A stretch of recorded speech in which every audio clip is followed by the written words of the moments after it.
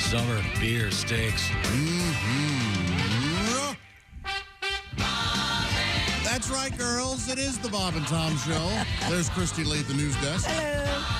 Pat Godwin over there in the performance room. Hey, Josh. Good to see you, Pally. Good to see you. Jeff Oskey sitting in for Chick McGee, who's on a little vacay. Hello. Hi, Jeffrey. Ace Cosby. Hey. How the heck are you? There's Willie G. Good morning. I'm Josh Arnold at the sidekick chair, and my gosh, there he is. Oh, Captain, our Captain, Tom Griswold.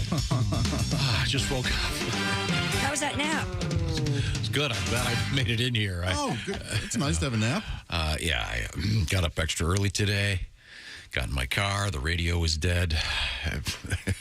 The radio was dead. Isn't that weird? Isn't that weird? Every day starts out with something going wrong. I think you'll come to find with technology, there's a limit. The more expensive you go, it just gets so much worse. Yep. And the way where you live, do you know how many remotes do you have for your TV? I have not used my TV yet. Since he moved, because he doesn't know how to use it. It's too complicated. It's Yeah. there's just one remote, but there's most of the buttons have no function. Now, this is where Chick would scream about how the radio is fine. You have done something. Yeah. Can't be dead. Yeah, I don't know. I actually stopped the car. I figured I got to just reboot it. Turned it off, turned it back on. That didn't do it. So, I don't know. I didn't do who knows? Did the people behind you at the stoplight get mad when you stopped your car? No, or- because it was like 2:45 in the morning. But that's what he did. Yeah. He didn't stop at stoplight.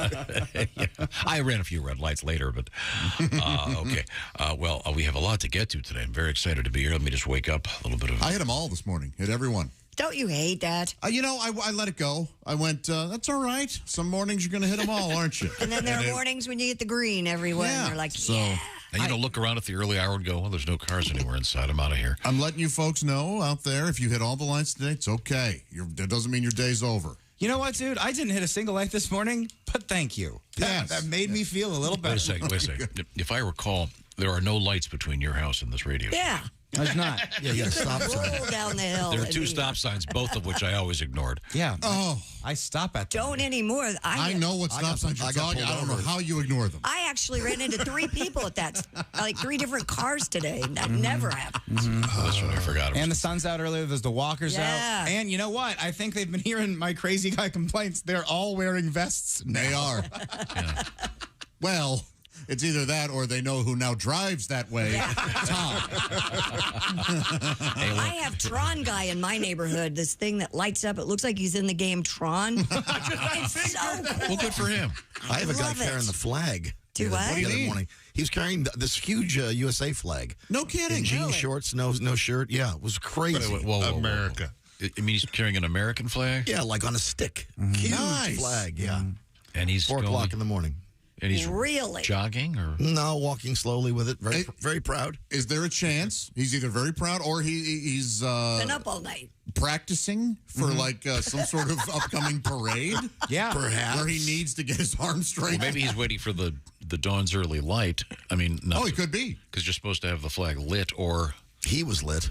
Oh. He looked impaired. I don't know There you if go. that's true. who knows? I- We like to say hello to all those folks listening at this early hour. They're known as the Morning Breath Club. It's a secret society never discussed after the first break on this show. Or for the last 20 years, but that's cool. Pat, It's been 30. Now be quiet. I have promised to come up with Morning Breath Club T-shirts. I got to work on that. I've been busy doing other Somebody sent some in. I've got one at home. What? Yeah, those are unofficial knockoffs. Where's something? Did you introduce everybody? I did, yeah. Sorry, No, you're fine, I'm Tom. just waking up. It's okay. Pat, I recently read a story yesterday concerning a murder that took place in your apartment building. What? Yeah. Were you unaware of it? I'm totally unaware. Wow. In your former apartment building. Yeah. Are you kidding me? No. I don't know if it was in your, because what are there, like 6 buildings in that lot or whatever? Yeah. I don't know if it was, you must not have heard it because it was a shooting. Pat, where do you not live? Just shooting. hours from the wire? What are you talking about? Just I know, it's kind of a nicer apartment. It's not that, yeah. Fantastic. So, but I figured you hadn't heard of it because I thought, well, we would have heard of it Yeah. if you had. Well, thanks for introducing a little more paranoia. Sure. So, Into my life. anyway, that's happening where you live. And Well, that would explain the 2 ladies that moved out 2 days ago next to me. Yes. Okay, They're good. tired of the gun shop. Oh, boy. So far, good show. We were talking yesterday about, I don't know how we got on the topic of the classic Friday night or Saturday night horror movie hosts. Every major city had one. Sometimes it was the UHF channel. Do you even know what that means, Willie? I have no idea. UFH? No, UHF. in United Homes 4, and then they just leave it open after 4. It's not for anybody. Nailed it. Yeah, that's it. How do I explain it? Do you know what that is, Josh? Yeah. Okay. Yeah, I grew up with Yeah, the there were- VHF and the UHF. I forget how many channels there were on the dial, but not all that many. UHF was ultra high frequency. Yeah, I but guess. the dial on a television like 59 set, or and it was in fact in some cases more or less a dial. yeah. It would go from like what channel? Was there a channel 2 even? Yeah, it went 0 to We had 13. 2, Let's yeah. just say And that was it. Yeah. And there were usually the three major networks: NBC, CBS, ABC, and then PBS. Well, that's no big deal. You still had Netflix and Hulu to watch. And you still no. had No, Max. that was it. We didn't have all that stuff, and but then they introduced, I guess in the 60s maybe, I don't know when it came, but there was so-called UHF, and it was ultra high frequency, but then you'd sort of start getting the independent channels. Yeah. They're still out there now, but they're just on the regular cable, whatever. But they were often the place that would have the horror movie host on Friday nights, and they would get movies that were inexpensive for them to lease for the night, whatever you do. But they often had really cool hosts. I grew up with one of the classic ones, Ghoulardi, Mr. Ernie Anderson, who would go on to great fame. He was the voice of ABC, the guy that would go, The Love Boat. And his son is a distinguished film director. Paul Thomas Anderson. Paul Thomas Anderson, and his production company is Ghoulardi Productions. But we were asking about other horror hosts, and Josh would very much like to become one.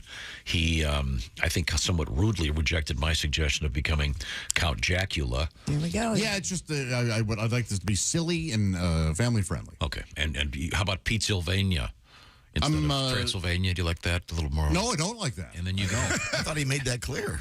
Also, Yeah. Pennsylvania, it could be so fun. Why can't we all just go to Pennsylvania, have a nice day there together? Don't make it sound like it's some mean place for Josh to go to. Okay, how about let's make Pennsylvania happy, and then we'll have one of your side characters, like the Skeletor or somebody, could deliver pizzas to you. Because I don't know. I'm not taking part anymore. One of the running gags in your show, Josh, as director and producer, executive producer, of course, would be during one of your monologues, every time you'd be interrupted by a pizza guy, you'd stop what you were doing and go back to the movie. I'm so glad you really had this wonderful idea. This, if you remember correctly, this wasn't even my idea. You could have like a spider sidekick that would come down. That's been done. That's Sammy Terry. Jeff and I grew up with. But this is the classic stuff you want to have. No, I want to put my own spin on it. And not your spin of me on it, my own spin on it. Okay. It's not going to be the masturbation stuff your face show that you think I live every day. Wait a minute, you say that. The masturbation stuff your face show sounds like a lot of fun. You know something? I like that title. Wow. Right off the top of your head, too. Damn it, it backfired. It's a double crust, double feature. But we're getting some great letters. This one, this guy writes, where I grew up in Mount Morris, Illinois. I'm sorry, this is from Becca. She writes, Svengoolie. Yeah. That's such a great one. The The spooky character. big. Talked about him a lot yesterday. Yeah, we mentioned that yesterday. I'm trying to entertain. Were you napping the during the folks. show yesterday? Hey, Pat. You know something? There's going to be a second murder in your apartment complex. I'm just trying to refresh everybody's memory. Jameson, what a great name, written in from Cincinnati, says, based off Josh's party persona, you remember Sir Dude the Party Night. Sure. Right. Perhaps the late night horror host name could be Sir Dude the Fright Night. Oh, that's Boy, good. that's pretty good. That's fun. That's really Which good. is then you do kind of a medieval sort of castle type. could you be like a medieval Dracula type? But yeah, sure. But the problem with Sir Dude the Party Night is I have to drink a 12-pack before I can transform into him. Oh. Would something similar have to happen with the Fright Night? Yeah, it might be rough. Yeah, fun show. How about in Oklahoma, we had Dr. Mazepa Pompadoidi. You must have had a Try, pompadour. Christy, try pronouncing this, Christy. I can't even. I'm too tired to get this one. What does that say? Dr. Mazepa Papadot. Yeah, you were right. Okay. Pompadoidi. Pompadoidi. All right. Well, we'd like to hear the name of your host, please. We did mention Chili Billy Cardilli. Yeah. In Pittsburgh. Oh, well, this makes more sense, Josh. He was a wizard. Oh, so he would, yeah, that's like what he does, that Pompadoidi stuff. Sure. Okay. Well, I'll tell you what. We're doing something special today. This is kind of a special Food Friday. Speaking of food, how about HelloFresh? They've got something brand new. They know that the summer is here. Your time is very valuable in the summer because you need time to do nothing, to sit back and relax. That's where HelloFresh comes in. They'd like to do the grocery shopping for you, maybe a couple nights a week. And how does it work? Well, they send you the box. They've shopped for the groceries. Oh, by the way, these are specific groceries designed for those great recipes that they've got. And they've also done the measuring, and you put it together. It's that simple. Some of the stuff you put together in 10 minutes. They've got the new HelloFresh Fresh and Fit summer menu, including Calorie Smart and Protein Smart lunches and dinner options, even some vegan options. I was going to go boo since we're talking about scary stuff. This isn't scary. If you're a vegan, they've got stuff for you all the way over to good old-fashioned comfort food. So get out of your recipe rut. Willie, you've been making a bunch of HelloFresh. Which one's that? Yeah, man. Check out the pork carnitas tacos with pickled onion and Monterey Jack cheese. HelloFresh sends you 12 ingredients. You put those together in 6 easy steps. Not a joke. This recipe is how I learned how to pickle onions. They're going to teach you stuff at HelloFresh. In just over a half hour, you have this delicious meal that you made using one pan with help from HelloFresh. Yeah, and the key is farm to doorstep. Was talking about freshness and convenience, giving you some extra time. By the way, it's a great way to teach your kids how to cook. Again, they've done the measuring. They've done the shopping. You get to have some fun. Did I mention 16 free meals? I'll say it again. 16 free meals and free shipping. When's the last time you got free shipping for anything? The code is BT Show 16. Tell them the Bob and Tom Show sent you.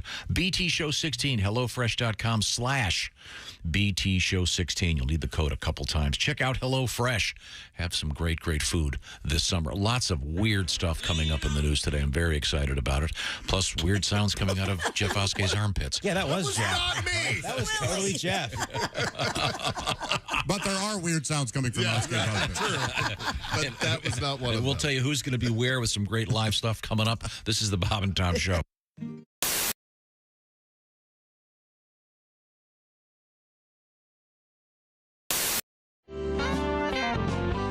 Daddy worked to feed us kids. Nobody worked harder than Daddy did in an old chicken house that was dusty and scalding hot. And then the steak came along and busted Daddy on 600 pounds of pot.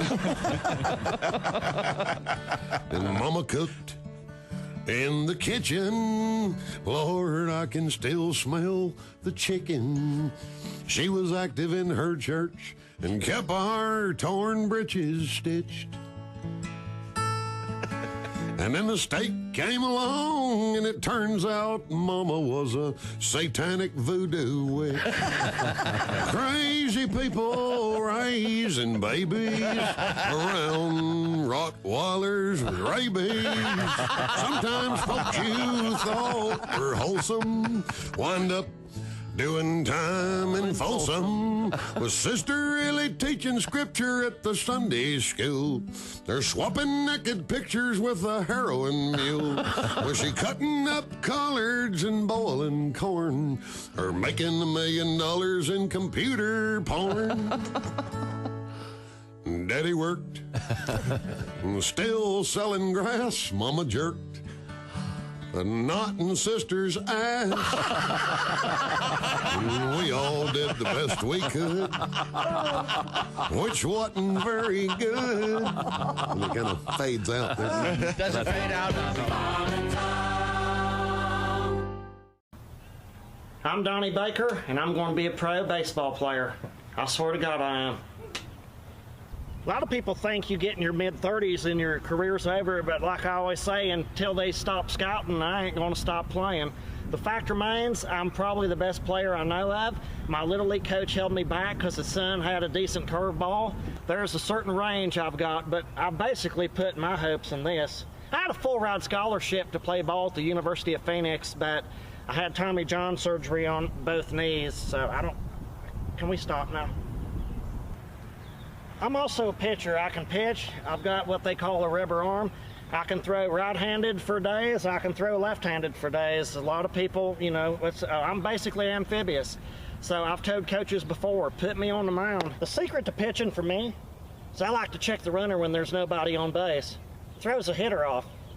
I swear to God it does. This is third base. I've been there before, but usually it was after proms, man. But I probably know more about the scoring position than anybody I know of. Basically, my knowledge of the game, I've been taught in different ways, but I've also invented things. I like to get my lead at third base backwards. That way the pitcher thinks there's nobody even here. It's a lot easier to steal home, and with my martial arts expertise, I've been trained at Discount Karate to scissor kick the catcher, and I could even break his karate artery if I had to. So there's no chance of a Pete Rose situation at home. I'll win it every time, especially if I got my Wolf shirt on.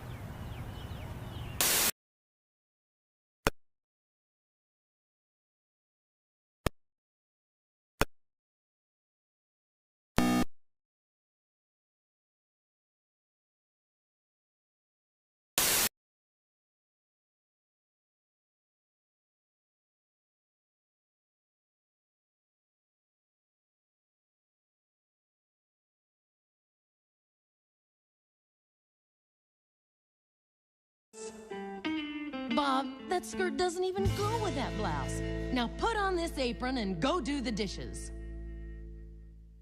This is Bob and Tom 24/7. Comedy, guests, Bob and Tom exclusives, and it's here on the internet. Bob and Tom 24/7. Comedian John Campanera. Bob grew up in Los Angeles. Vin Scully was my man. Is that something that you did? Vin Scully is funny because he's one of these announcers that loves to read lips. Wait a minute, here comes Tracy out of the dugout. He's in the umpire's face. It appears he wants to take the ump to Fuddruckers after the game. You know what makes me laugh is Skip Carey, Harry's son. He does the Atlanta Brave games. Sure. I listen to this guy when I can't sleep. Chipper Jones takes one on the outside. 3-1 on Chipper Jones.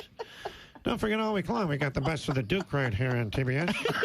John Wayne right here on TBS. There's a long fly ball. Looks like that's out of here. I love that. And you know, Harry's going, I can't believe that's my son. You know, Harry would get excited over the dumbest stuff. Hey, check out the kid in the sombrero. Eyebrow dandruff. That's disgusting. Is that a thing? I'm not proud of it. Why would you bring that up on the air? I didn't. It was Christy did. It was said in confidence off the air. Yeah. Don't ever say eyebrow dandruff in front of a potential lover. Oh, no. Hey, look, ladies, if I'm on top, you might get sprinkled on. Well, Let it snow. if you're on top, I'll just let everybody else finish that. Oh, I see. If you're on top, you got about eight seconds to live. Is that it? I wouldn't say 8. If you're on top, Godspeed to your ribs, ladies. Is that what we're getting at? Hi, fellas. This is Floyd Tucker, the over-the-road trucker. You're listening to Bob and Tom 24/7. Hey, it's the Bob and Tom Show. There's Christy Lee at the news desk.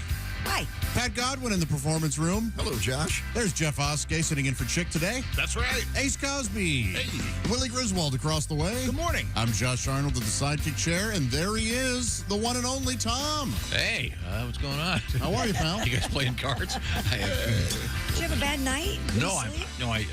I got up super early and I took a nap. So I just woke up a few minutes ago. Do you need to go make you some cereal or something? Oh, I already had some cereal. Sleepy boy.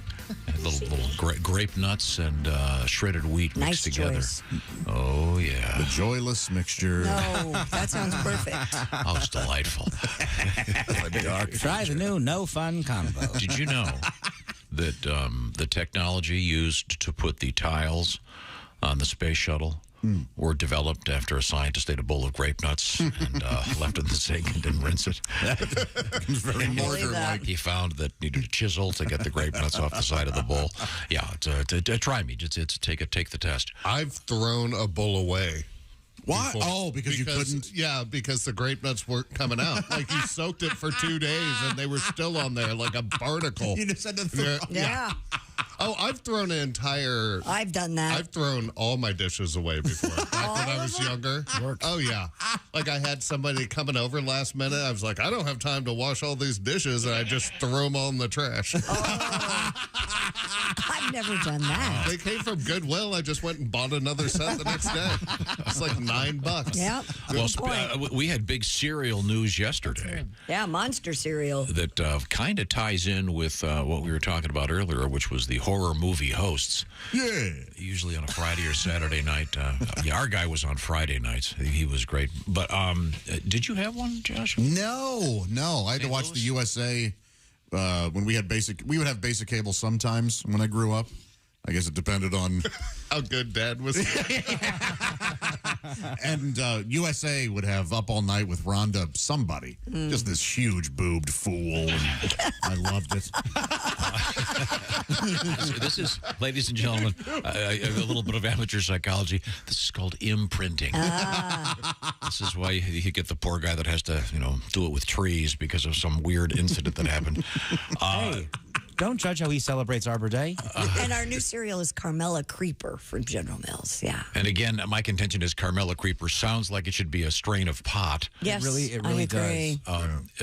I'm sorry, that's General Mills making the Correct. new cereal? Oh, yes. And this is kind of tying into their horror. Yeah, she's a zombie DJ who's cousin of Frankenberry. Yeah, she is. Of course she is. Okay. Yeah. A lot of zombie stuff out there, but now there's zombie cereal. What's the first monster cereal was what? Frankenberry or? I would imagine Count Chocula and Frank. I think it was Count Count Chocula. Yeah. Now, I love chocolate, but I've never been able to eat chocolate cereal. Oh, like Cocoa Puffs? I hate it. Oh, gosh. Have you had the Reese's? Cocoa Krispies? That Reese's cereal? No, I haven't. My kids like that. It's it's insanely good. It's too good for anything. It's oh my God.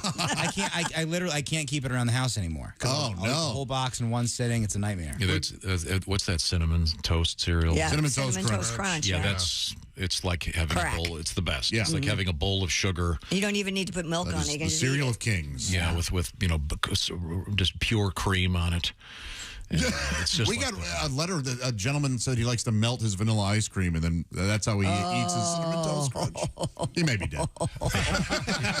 Nobody died happy. Yeah. That'd be a great way to go, though. Yeah.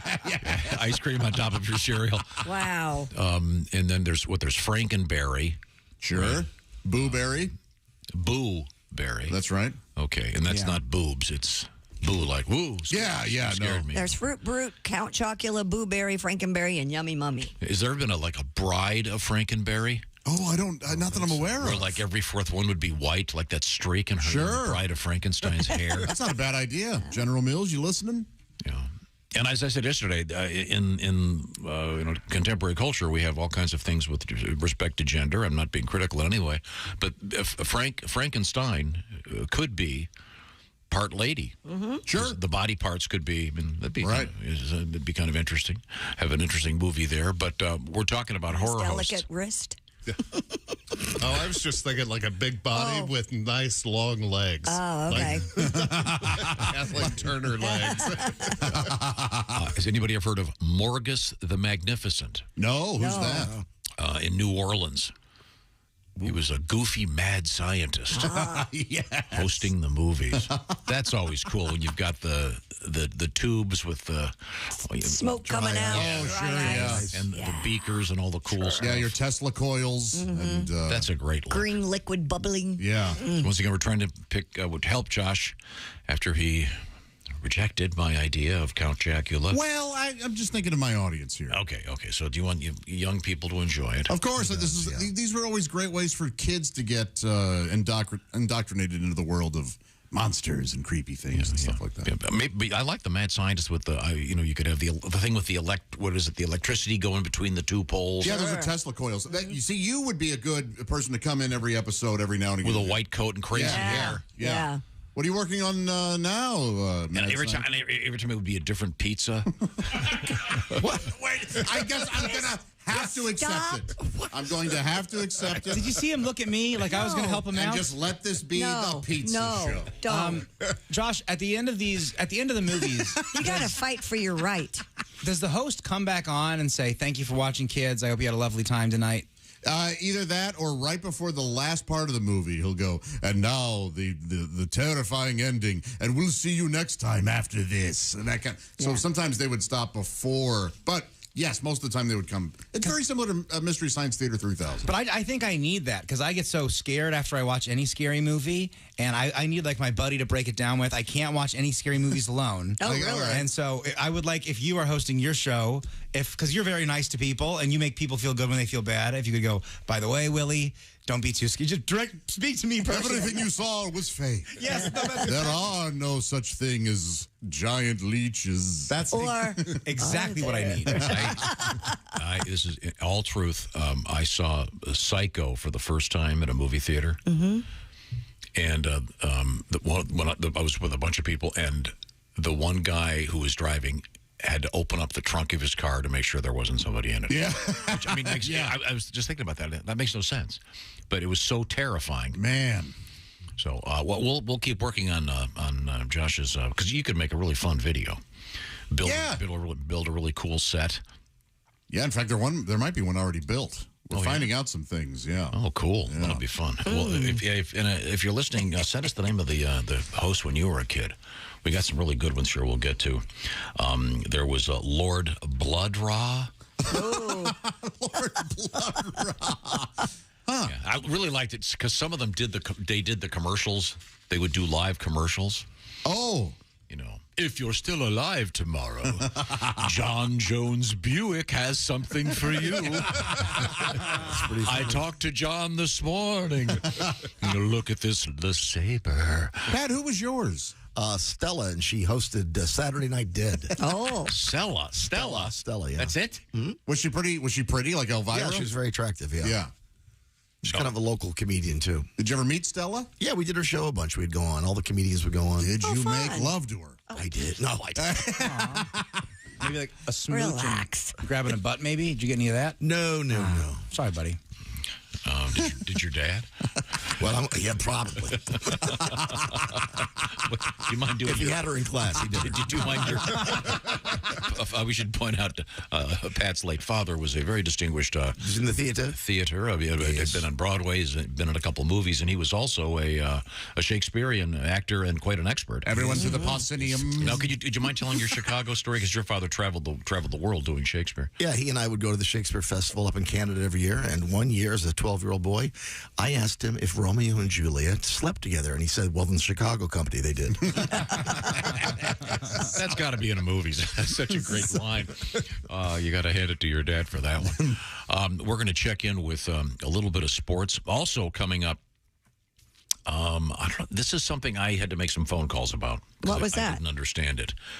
This thing about the new iPhone system that's going to get rid of ducking. Oh, yeah. You don't have that problem? I hate that. Do you know what we're talking about, anybody? Yeah. No. What is you ducking? Start to type the F word and it replaces it with duck. Every time. Yeah. It's the autocorrect. Autocorrect was eliminating swear words. Yeah, absolutely. And it's based on some really complicated, they use big words like algorithm or I've got rhythm or something. And they're in the new version's apparently going to fix that. How often do you text the F word? I don't. I do. I do. Yeah. I do. It changes it every time. I do. And yeah, you do. And I use... So yesterday, I called my son Sam. He knows more about computers than I do. And I said, why does this happen? And so I did an experiment with him, and it didn't change it. So he said, there must be some button I've hit. Well, do you not have autocorrect on your phone? Apparently not. Oh. Yeah. In any event, you would know it if you had it. The amount of times I've told people to go duck themselves is unbelievable over there. No ducking away. Yeah. Does this And then include after your you ducking send it, wife? you go, Oh, sorry. Yeah, that's not exactly. And then, funny enough, we also have duck news, really, about a giant duck in the news. Like a mallard update? We've had a story like this a couple times before. Maybe a handsome drake? It's a gigantic inflatable duck. and something bad happened with it. Uh-oh. Again? Nobody's dead like in Pat's apartment. The other day, I was going for a walk, and I go on a walk, and I was by this creek, and it sort of cascades with these rocks. It's kind of like a river, right? And I saw this duck, and he was just swimming upriver, but he was in this little area, and I think he was using it like a little duck treadmill. And I sat there for just 5 minutes, and he was very intentionally in the one spot where it was flowing, and he was swimming upstream. I got such a kick out of it. Apparently, what if at one point he turned to you and just went, "You gonna help me out here? I need to get to the other side of this. I'm trying to go over there. What the hell's going on?" No, there was just one little spot where that was happening. And he seemed just very intentionally to be sitting. They have recently discovered that birds will do things for fun. Huh. Yeah. I think Christy and I saw, because we were watching a video of them like sledding down a roof on a leaf or something. Was I watching it with you? And they realized that the only reason they would do that is for fun. Birds. They say that otters, they have fun too. They have fun. They go down slides and stuff. Yeah, that's really interesting. For some reason, Willie, I just picture you walking a duck on a leash. Please be duck guy. And enjoying it. Just strolling down the pathway. You guys met Terry yet? Yeah. Oh, that's... Texting people. Man, did you see the ducking guy in our neighborhood? Did you mean the F word? No. He's a real duck guy. First some guy ran by with a big flag screaming about Pat Godwin. And then the duck guy came by. Now, speaking of Willie and everybody else, we got a bunch of people out there in the world. For example, Saturday evening, where is it? That's tomorrow night, June 10th. This is unbelievable. Donnie Baker at the Performing Arts Center in Newton, North Carolina. Clearly, they're not familiar with the term art. Let's see. And Donnie's going to be at Zany's in Nashville coming up next weekend for a stint starting on Thursday. June 17th is a Saturday. It's a week from Saturday. Somerset, Kentucky is the place. And the venue is called the Virginia Theater. And then, interestingly enough, the following week in Virginia at the Somerset Theater.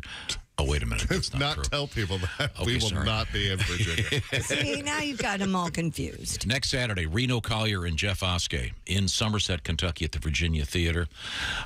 Yesterday, we had a chance to talk to Frank Caliendo. He was great, and Frank has a couple of dates coming up in Ohio. He'll be at the Funny Bone in Columbus Tuesday, June 20th, and Wednesday, the 21st at Hilarities in Cleveland. Frank is so great. He was so funny yesterday. Yeah. Nailed that. And you can find out his stuff at frankonstage.com. Frank on Stage. It's like Frankenstein, only it isn't. Let's see, Willie, you've got a bunch of stuff coming up. Willie G is going to be working with Greg Hahn. This will be a great show at the famous Caravan in Louisville next Thursday through Saturday. And then the same bunch, Mr. Hahn and Willie, will be at Cincinnati's Go Bananas Thursday, June 29th through July 2nd. That's going to be, and that's the show that you guys are recording. Mm-hmm.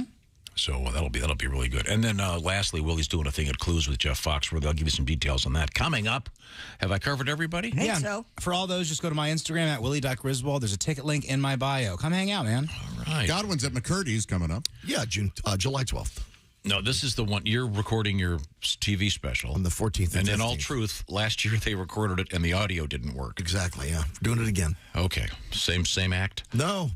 Get some new stuff? Yeah, memorizing all new stuff for this. Okay. All right. Hey, Did Pat, they go, go ahead, Willie. Can we have video of Pat performing with no audio? I mean, we have 3 video guys that work here. You guys can dub it. We can do whatever we want with that thing, man. We can have so much fun. Oh, that would be fun. Get me in trouble. Cancel me. Cancel. Getting canceled is pretty easy these days. Yeah. Yeah. I'm surprised we're here after discussing Frankenstein. Okay. Don't jinx it. Okay.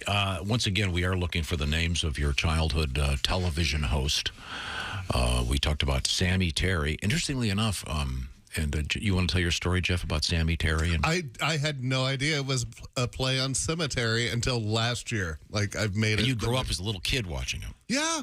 And it never dawned on me that it was a play on words. Yeah. What was the one that had Paul Bearer? Yeah, it was Dr. Paul Bearer. And then Paul Bearer was also a wrestling manager. He was and Brother Love was they were similar in that they were managers, or they would like host things. But Paul Bearer was the Undertaker's manager. Mm-hmm. Yeah. Okay. Now what do you got coming up, Willie, in sports? Well, I got a little hockey update for Josh. We were just talking sports. Paul Bearer and The Undertaker. Yes. Not sports, sorry. I've got some Little League updates. We've got an NFL update out of season. I don't want to say anything crazy here. I think this is the best world record we've ever done. Oh, That's really? crazy. We have the coolest world. You're going to adore it. You're going to love it so much. I don't want to overhype it, but I think after this, we might just call the show early. All right. Okay, and then right now, I believe we have Noah, our staff videographer and all-around great guy. He is out there going to be doing some Omaha steaks for us this morning, and a bunch of cool stuff from Omaha Steaks as we get ready for Father's Day, because as you know, the only thing dads want for Father's Day, steaks. Yes. Omaha Steaks has a special Father's Day package. Tell me more, Josh. Hey, Dad, I drew you a picture. You can hang it in your office. Nope, I wanted steaks. Rip, trash can. That's the scenario. Wipe your tears. Kids. So that's better than my scenario of giving him a tie and he ties it to a beam and gets a short ladder. That's much better. Omaha Steaks is what old Dad really wants. Perfectly aged, always tender, guaranteed delicious. The Father's Day experts at Omaha Steaks have made it easy to put a smile on the big guy's face this summer with hand-selected packages. Head over to omahasteaks.com. Use promo code BTS at checkout. You're going to get $30 off your qualifying order. Packages can include fork tender, bacon-wrapped filet mignon, air-chilled boneless chicken breast that I know we're having this morning, burgers, ultra-juicy jumbo franks that plump up so perfectly on the grill. So many more favorites. Whether he's your father, a father-in-law, a father figure, what have you, he's the guy who was always ready to step up when you needed him the most. This Father's Day, now you can step up. Step up to the streets with Omaha Steak. Show him the love with the only gift that's as unforgettable as he, the mouth-watering perfection of Omaha Steaks. Don't wait. Go to omahasteaks.com. My gosh, you're just sitting there. What are you doing? When you go there, use code BTS at checkout. Get $30 off an unforgettable gift guaranteed to make Dad's day. Because, look, we don't know a lot. We admit it. Yeah. We're ignorami. Right. But if there's one thing we do know, it's that dads want steak. That's omahasteaks.com, code BTS at checkout. You can get this done right now. Now, we're going to be eating some Omaha Steaks. I'm very excited about that. Comedian Sam Miller will be joining us a little bit later on this morning. Sammy. And we never got to the alpaca story. Nope, we got that. We got that. We got pig's blood. Yep, we got that. We got pigeons and science. Fascinating stuff. I don't go anywhere. This is the Bob and Tom Show. Text us at 888-262-8661. More Bob and Tom next. State law.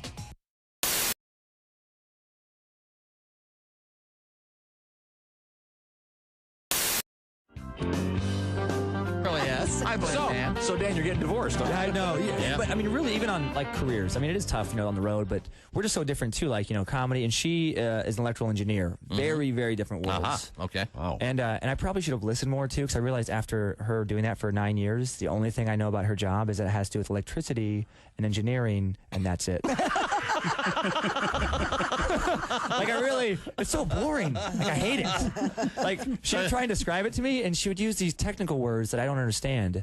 And then she would dumb it down with smaller technical words I also don't understand.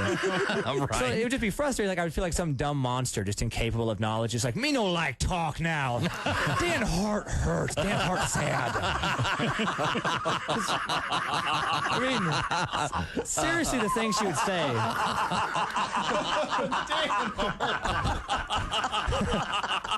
That's very good. But it would be like, would you guys understand this if she's trying? I'd be like, what do you do? She's like, are you asking us if we understand like, divorce? No, the job. Okay. The job. Oh, the job. Okay. Like, okay, because this is the kind of thing she would say. I'm like, no, seriously though, what do you do? Right. She's like, well, right now I design schematics to handle the downtown power grid voltage distribution. What? Yeah. And I'd be like, what's the schematic do? She's like, well, schematic doesn't do anything. It just shows where the load's being carried. And I'd have to go 8th grade to make myself feel better. I'm like, I'll show you where the load's going to get carried. Dan happy now. Dan Hart is fun again. She'd be like, Dan, I'm serious. Typical guy. Oh, yeah. Dan got big load. Yeah. Well, Dan been on road. Yeah, the problem was it was so dry. I knew I'd have to work so hard, and then in the end, it would just suck anyway. It would just be something boring I wouldn't care about. Right. Sometimes I'd want to just say, look, just stop talking. Do you or do you not build robots? No? Yeah. Why are we talking?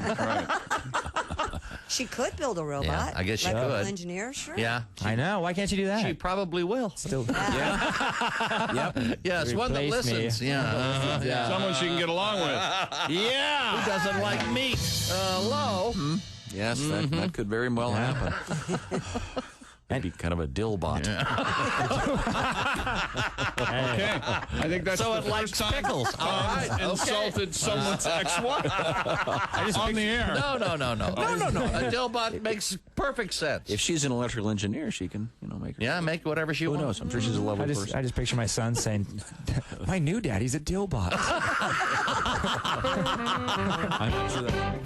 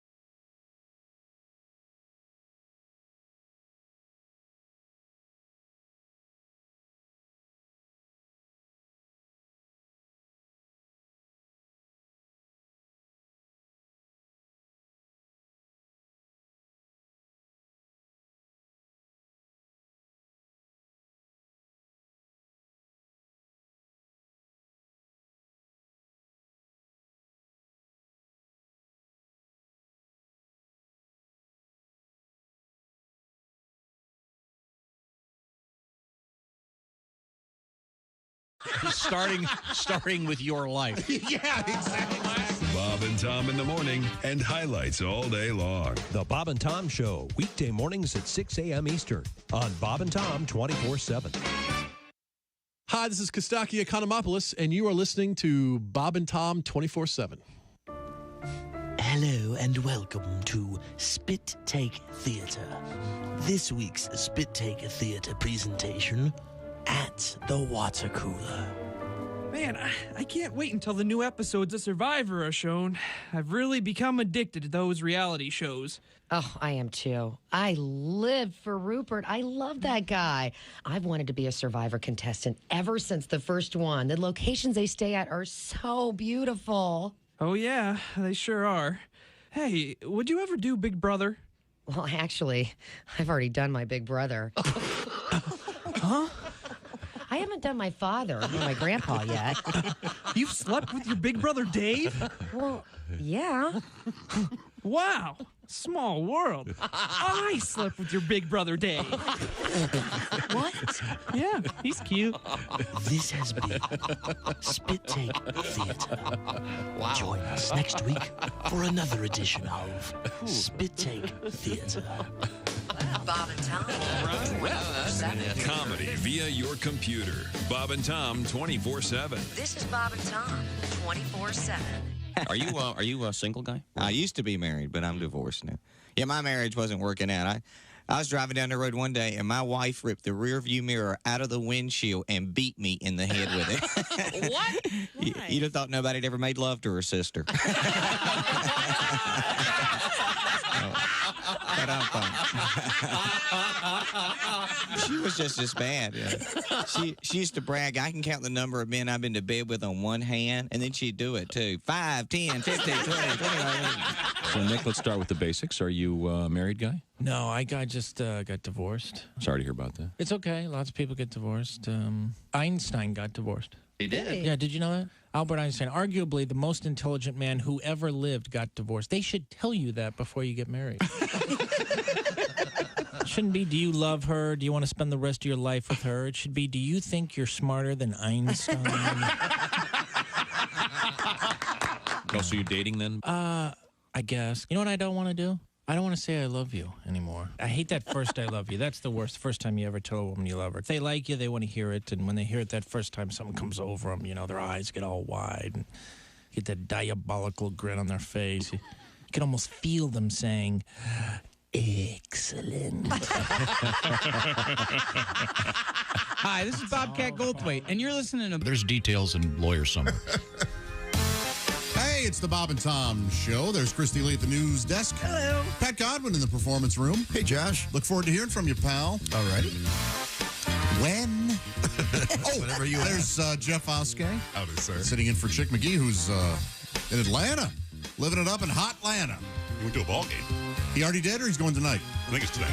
He had dinner last night. I saw a nice photo of him on Insta. Oh, he's one of those guys? Yes. I take pictures of my No. Look at my His food. daughter took the picture. that makes sense. Thank you. There's Ace Cosby.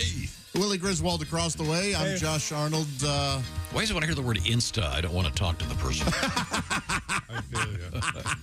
And there's IG. You don't have an Instapot? I was talking about Instagram. I know what you were, but he said when I hear Insta, I know it's Instagram, and I know I want to instantly leave. You know, it's funny. Instapot and Instagram both still sound drug related. Yeah, you raise a good point. At least Instagram hasn't had any issues come up in the last few days, so that's good. Oh, wait. Major story yesterday. Sorry. Oh, you guys didn't hear about it? I didn't hear about it. Well, they're a huge pedophile ring. What are you going to do? Tom, what else do you have? You guys didn't see that Wall Street Journal report? Can I say why? No. I was busy looking at Instagram. I thought you didn't read the news anymore. What are you doing to me? I know. Okay, well, we have a number of things to get to. We are also looking for the horror movie host when you were a kid, if there was a good one, especially local, especially with like low budget and cheap. You know, where the set would move in the background, and you'd see the string on the spider, and you'd see the stagehand with a stick. It's all smoking charming. a cigarette that was so bored.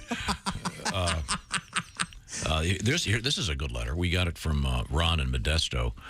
The Creature feature. Oh. The host was Bob Wilkins. He'd have real good guests like Christopher Lee, Leonard Nimoy, William Shatner. Cool. Played great movies. Where was this? This was in the Central Valley of California. Oh, well, that makes sense. They were all there. This sounds Yeah, a little they more live serious than some of the cheaper, all black and white films. Some of those movies, though, were really good. I can remember being terrified as a little kid by some of them. Oh, some of them were classics. Yeah, Oh, they're God. great. Yeah. Yes. But we're looking at making Josh a horror movie host. One of my best memories of my dad and I. We would watch those every Friday night. That's so great. With my sister as well. I guess I throw her in there. Yeah, we had to get permission to stay up late and watch Ghoulardi. Yeah. I mean, this guy was so big. He had his own milkshake. The Ghoulardi milkshake? At one of the big boy chains. Nice. And it was a real. You'd go to school and go, have you had the Ghoulardi milkshake? No, Mom, can we go get the Ghoulardi milkshake? Do you guys remember they would, for like a year or two for the late feature movie, they would hand out at least in our local newspaper, 3D glasses. So you could watch the thing, except for we only had black and white TV.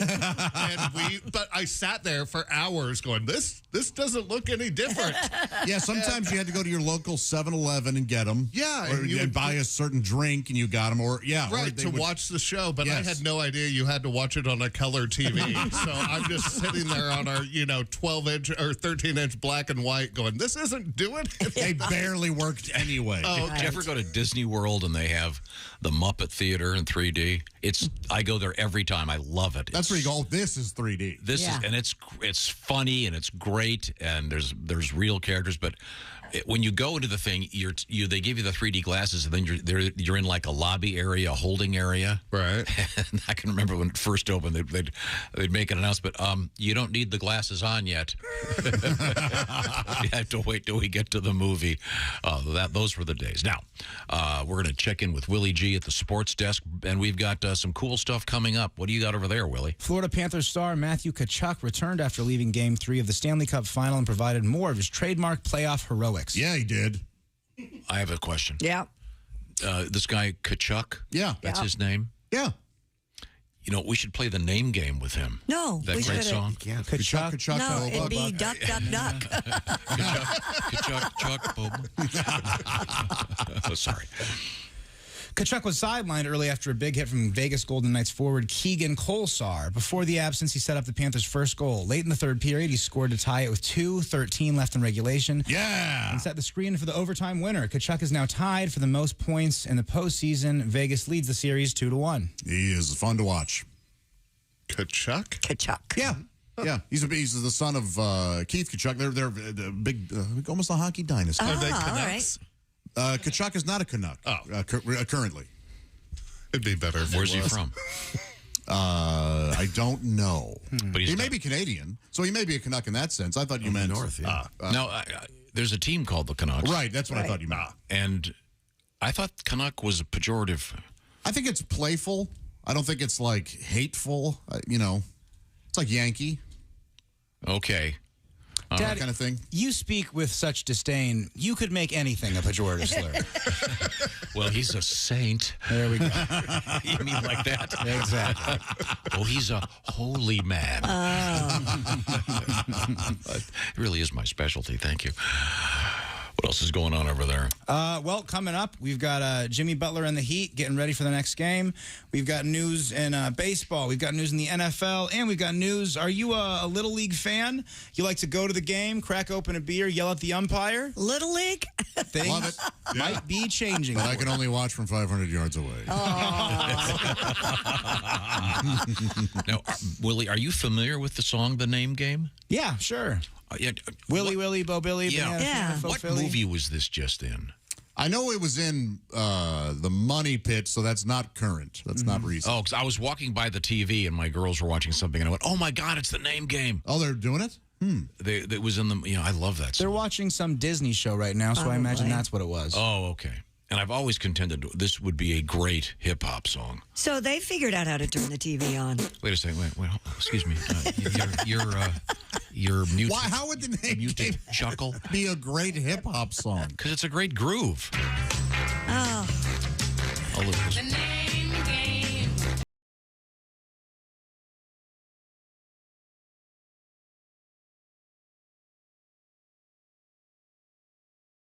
Silence in the room. That's because you're grooving to it. It's we were all focused on it.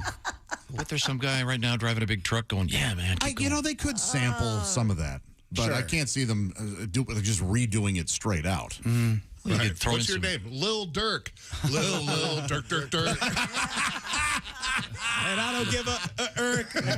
Let's try Tupac. Tupac, oh, Bubak. Yeah, it may be somewhat disrespectful, but yeah. And we had a side band from the Bob and Tom Band and Orchestra called Chuck, Bobuck, and the Banana Fan of Four. Yeah, we did. Excellent. They were excellent. A great band. Yes. They're thinking of getting the boys back together. Are they? I'd see them live. I'll have to make some phone calls on that. Speaking of seeing things live, are we discussing the event coming up, Willie? Yeah, we'll discuss it after the break. Okay, Willie's got a big thing coming up. It's very special. It involves airplanes, as far as I know. We have really cool stuff coming up in the news, too, including pig's blood and other exciting stuff. Gigantic ducks in the news, and this whole iPhone controversy about the ducking problem with autocorrect on iPhones, and a ridiculous story about a guy saving money by peeling bananas before he weighs them at the grocery store. No. Yeah. Ace, you've gone too far. This is the Bob and Tom Show. Thanks for listening to the Bob and Tom Show this morning. Even though we're not too much to look at, you can also watch the show on our YouTube channel.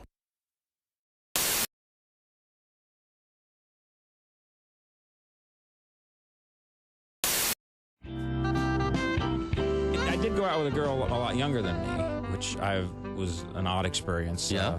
A lot younger, early 30s, very early 30s, 22. And Yeah. it was a mistake because I thought I'd be the older, well, for two reasons it was a mistake. One, I thought I'd be the older experienced man and I would teach her about love, so I'm very confident, I'm giving her hot talk in her ear. I don't know if you've ever done that where you're right next to someone's ear and you're kind of like... I'm paraphrasing. I understand. This is in the transcript.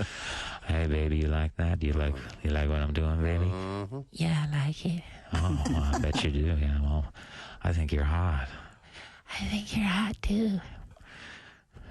I'm getting turned on by the own girl in my own routine. I'm actually were thinking, you, she sounds now, pretty were you cute. doing both voices then? Yeah, Bob and I are on the same page. I'm not sitting there. Yeah, you doing both voices while you're whispering in her ear? Yeah, it's like a ventriloquist. Yeah, you all right? It's just my sock puppet, honey. Just play along. Lonely time. I think you're hot too. Oh yeah, do you? Well, I'm gonna give it to you. I want you to give it to me, baby. Tell me about what you got down there. Uh-oh. What did you say? Tell me what you got down there. What do you want to know about it? Just tell me all about it. Well, I've had it my whole life. I keep it very clean. I'm fastidious about hygiene. And tell me what it does. It works well with others. Team player, self-motivated. Tell me how big it is. Well, that is an issue of perspective. You can't judge it. You got to go right now? Oh, come on. Hey, see you on Craigslist. Another smooch girl. Dwight Slade is our guest. That was a bad move.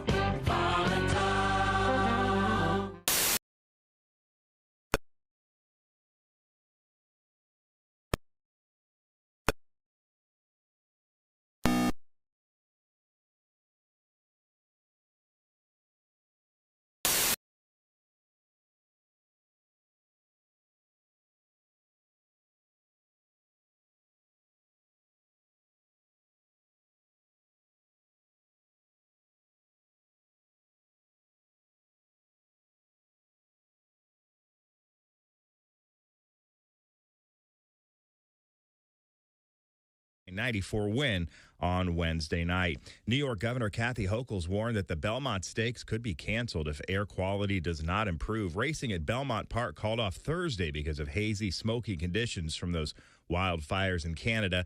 Second straight day, bad air has affected sports in the northeastern United States. Major League Baseball, the Washington Nationals home game against the Diamondbacks, also called off. The Belmont, the final leg of horse racing's Triple Crown. Governor Hochul says it could be scrapped if the air quality index exceeds 200. From Major League Baseball, Interleague, Baltimore down Milwaukee 6-3. Philadelphia beat Detroit 3-2. The Angels over the Cubs 3-1. In the American League, Tampa Bay, Chicago, the Yankees, Toronto, and Cleveland all win. As I mentioned, Arizona at Washington postponed because of smoky conditions. The Dodgers shut out Cincinnati, San Francisco over Colorado 6-4. And it was a run fest. Atlanta 13, the New York Mets 10. And that's a look at your sports update. More of the Bob and Tom Show coming up. Hey, Shooter, it's Kenny Tarmac. Hey, we just landed. I'm an ORD, just got in from TPA through ATL. And hey, guess what else just landed? The Bob and Tom app. I know. Now, thanks to the Bob and Tom app, even if I have to go all the way from Foxtrot 20 down to Alpha 4, I can still listen live, see their videos, find an affiliate station, use the alarm, and even send a message. This is Kenny Tarmac signing off and reminding you, everything I touch turns to sold. Bob and Tom, 24/7. The Space Shuttle astronauts are halfway through their 7-day research mission. Endeavour is expected to become an orbiting maternity ward today when frog eggs that were fertilized earlier in the mission start to hatch. Now, we are scheduled to hook up with Commander Thompson. We should hook up right now, I believe. Hello, Houston. They're speaking with Bob and Tom. Hello, Endeavour. Hello, Spaceship Earth. This is Captain Thompson. Hey, Captain, how are you? Captain, how are you? We're doing great. We do a lot of experiments up here. Yeah, we're just reading about the one involving the frog. The South African clawed frogs. The eggs are about to hatch any moment now, aren't they? Very excited. As a matter of fact, it looks like they might be hatching about now. Oh, good. You people might be the first ones on Earth to hear what's going on. Well, great. There they come. This is exciting. Some little critter coming out of there. Let's see what's going on here. Oh, God! Oh, help me!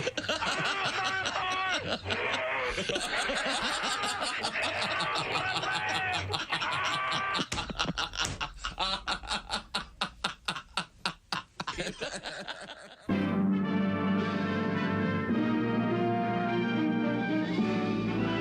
Spanning the globe to bring you the constant variety of curvy cleavage on display. The thrill of victory and the agony of defeat. Don't touch those. Sorry. The human drama of curvy cleavage on display. This is The Bob and Tom Show. No shoes, no shirt, no talent. It's an old Eskimo trick of how to catch a polar bear. Now, what you do is you go cut a hole in the ice, right? And then you take little peas and you place them strategically 4 inches apart all the way around the hole. Right. And a polar bear will crawl up and he'll look at it in very much curiosity as what is going on there. Now, when he bends over to take a pee, you kick him in the ice hole. You're listening to Bob and Tom 24/7. That's awful. Awful entertaining. Essential Morning Radio. This is Bob and Tom 24/7. Coming up. Hey, it's the Bob and Tom Show. There's Christy Lee at the news desk. Hello. Pat Godwin in the performance room. Hey, Josh. Jeff Oskey sitting in for Chick McGee today. Hey, buddy. It's me watching the Atlanta Braves tonight live. In this, it used to be Turner Field. What is it nowadays? I don't know. Is it Mercedes? Please look it up. It's okay. I do want to check the beer prices there. Okay, there's Willie Griswold. So you're telling me Chick McGee had to dip to the A this weekend? That's right. He's Truist Park. Truist. They control my mortgage. Do they? Hey, Truist, how about a free mortgage? How about free tickets to Don't the they have their own Braves? social media platform? Truist? No, you're thinking of something different. Oh, sorry. Truist Social, I believe, is what you're referring to. Oh, sorry. I'm Josh Arnold. There's Tommy. Oh, yeah. Did you know that we were talking about the great song, The Name Game, which I've always been a big fan of.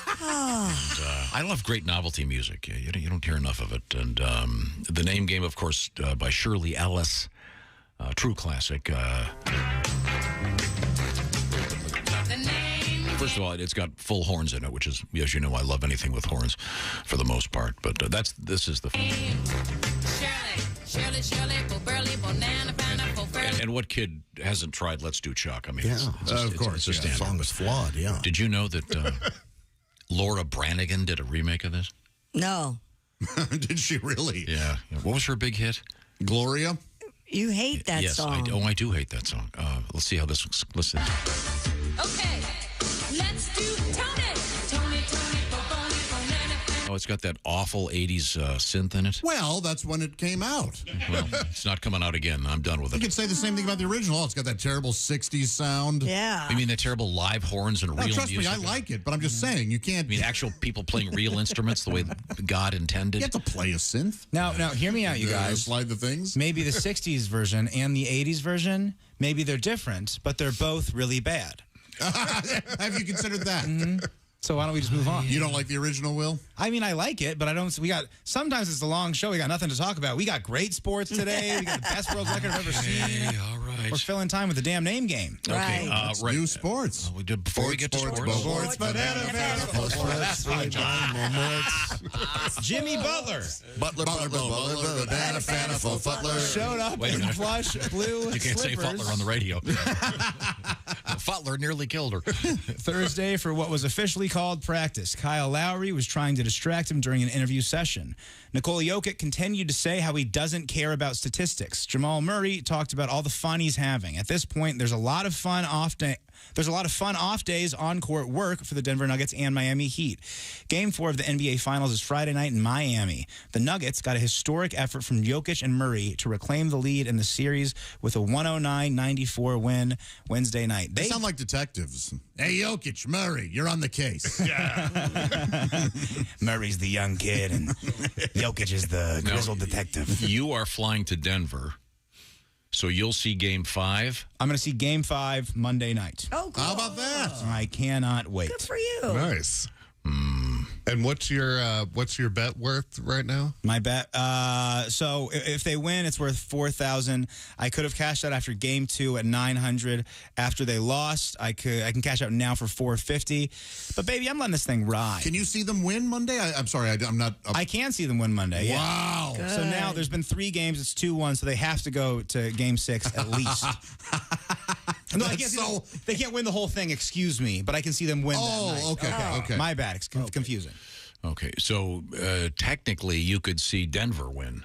Yeah, of course. If they win tonight. If Denver wins tonight and if Denver wins Monday, it could be over. Well, that's still kind of fun. You'll be at the Monday game. Yeah, I mean, it'll be great. Yeah. And as someone who used to live in Denver as Al Jackson so brilliantly put it, he now lives in Denver, but he grew up a Cavs fan. And he said that watching Denver, he kind of likes him. He said it's like watching your stepson play. You're rooting for him, but, you know. It's a very good analogy from Al Jackson. Is Al going to go to the game? Do you know? I do not know. I got to catch up with him. We got to figure out if we can swing it. Okay, good. Well, we'll be getting a full report from you Tuesday morning, presumably? Yes, sir. Okay, going to be fun. Right, okay. Now, back to the sports page. What else is happening? Baseball is steeped in the tradition of fans wanting to jeer the umpire. Oh, it sure is. One Little League in New Jersey is taking a more hands-on approach. Oh, yeah? It's trying to curb the appetite among the crowd watching 10 and 11-year-olds play baseball who curse at the unpaid volunteer behind the plate. That was a strike, you son of a bitch. The fans could become the umpires if they won't follow league rules on sportsmanship. Outbursts of bad behavior at sporting events for young people have had frightening consequences for officials at all youth levels. The Deptford Little League is hoping its solution is a preventative one. So I guess now if you yell at the umpire... You have to become the umpire. Exactly. But what if that person just kills it? They're so great. Aren't they going to be automatically biased? Oh, I was thinking the other. Obviously, this guy's a huge ass, and now we're going to have him ref or umpire the game? Like, I see fistfights with other parents with the new ref. Yeah, it's real tough. I was talking to a guy that does this. It's very hard to get anyone to want to referee anything. Yeah. What happened here? Why free and volunteers? It used to be a pretty well-paying gig for like a 15-year-old. Mm-hmm. Like you make $12. Yeah. They do it in soccer all the time. They have the kids officialing. Is that a word? Officiating, yeah.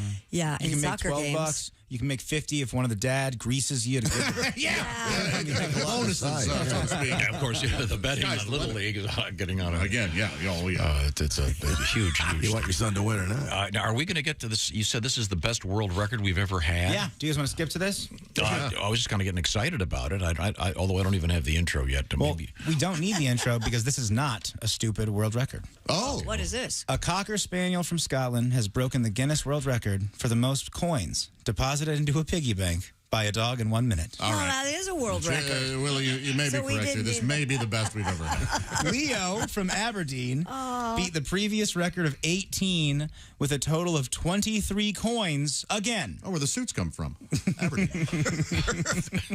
Owner Emily Anderson told Aberdeen Live that Leo is skilled in many areas, with the pup mastering painting, tennis, and even performing CPR. All right. I don't think he's mastered tennis. I'd like to see him play Djokovic. Did you hear the last one, though? Painting, tennis, and even performing CPR on humans. No. Of course, everyone he's tried But he can't. has died, but he at least did perform. Yeah, I'm trying to find pictures of this. There he little is. doggy. Smart dog. He does. What kind of dog did you say? It's a Cocker Spaniel.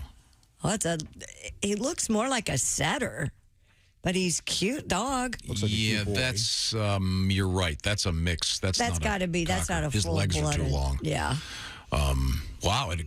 But Irish setters are notoriously dumb. Yeah. He's very handsome. I don't think he's an Irish, but he's got some setter in him for sure. Beautiful ginger. dog. Yeah, he's a ginger. So this dog, does he pick up the coins with his mouth and drop them in the piggy bank?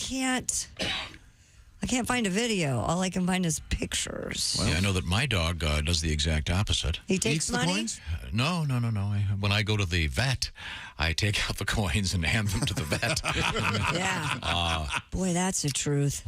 But nice little doggy. Him's a good boy. Sweet little doggy. Rio is sweet. And we'll try to find the video. I'm trying. Okay. Can your dog do any tricks, Tom? Do you do tricks with your? Do you teach your dog tricks? Just sit. That's it. Does Sophie do tricks? She does. My Your kids daughter? taught her. I didn't teach it. My daughter's taught. But now she's to the point. When you get out a treat, she just does all the tricks. Oh, yeah. Like in a row. Like she sits down, then she rolls over, then she sits up, then she begs, then she rolls back over. True entertainer. My old dog did a great trick where he would eat a sock, and then $10,000 later, we'd get it back. Oh, there it is. That's a pretty good trick. Oh, my gosh. The dog is using his mouth to put the coins in the piggy bank. Yeah, he now, is. the woman is setting them in front of the dog, which I disagree with. And that's not a Cocker Spaniel. No, they're way too long a leg. That dog weighs. I'm going to probably be behind 30 the skull and get the pounds. coin That's a classic star next Cocker week. Spaniel there. That is the cutest dog I've ever That's seen. how they grow them in Scotland. Is it? Really? Yes. Yeah. See, now my dog would do that. Both my dogs would swallow the coin immediately. Yeah. And as Willie stated, it's $10,000 to have them eviscerated and have them removed. I know because I had to do it twice. The real talent, though, here is when after the dog put the coins in the thing, he stood up and said, "You can take our coins, but you'll never take our freedom."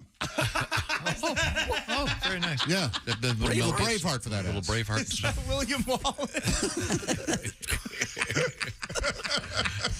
Okay. It was amazing. A dog doing that? Right now, if you were listening to the William Wallace impression, I hope you were listening in your Raycon earbuds.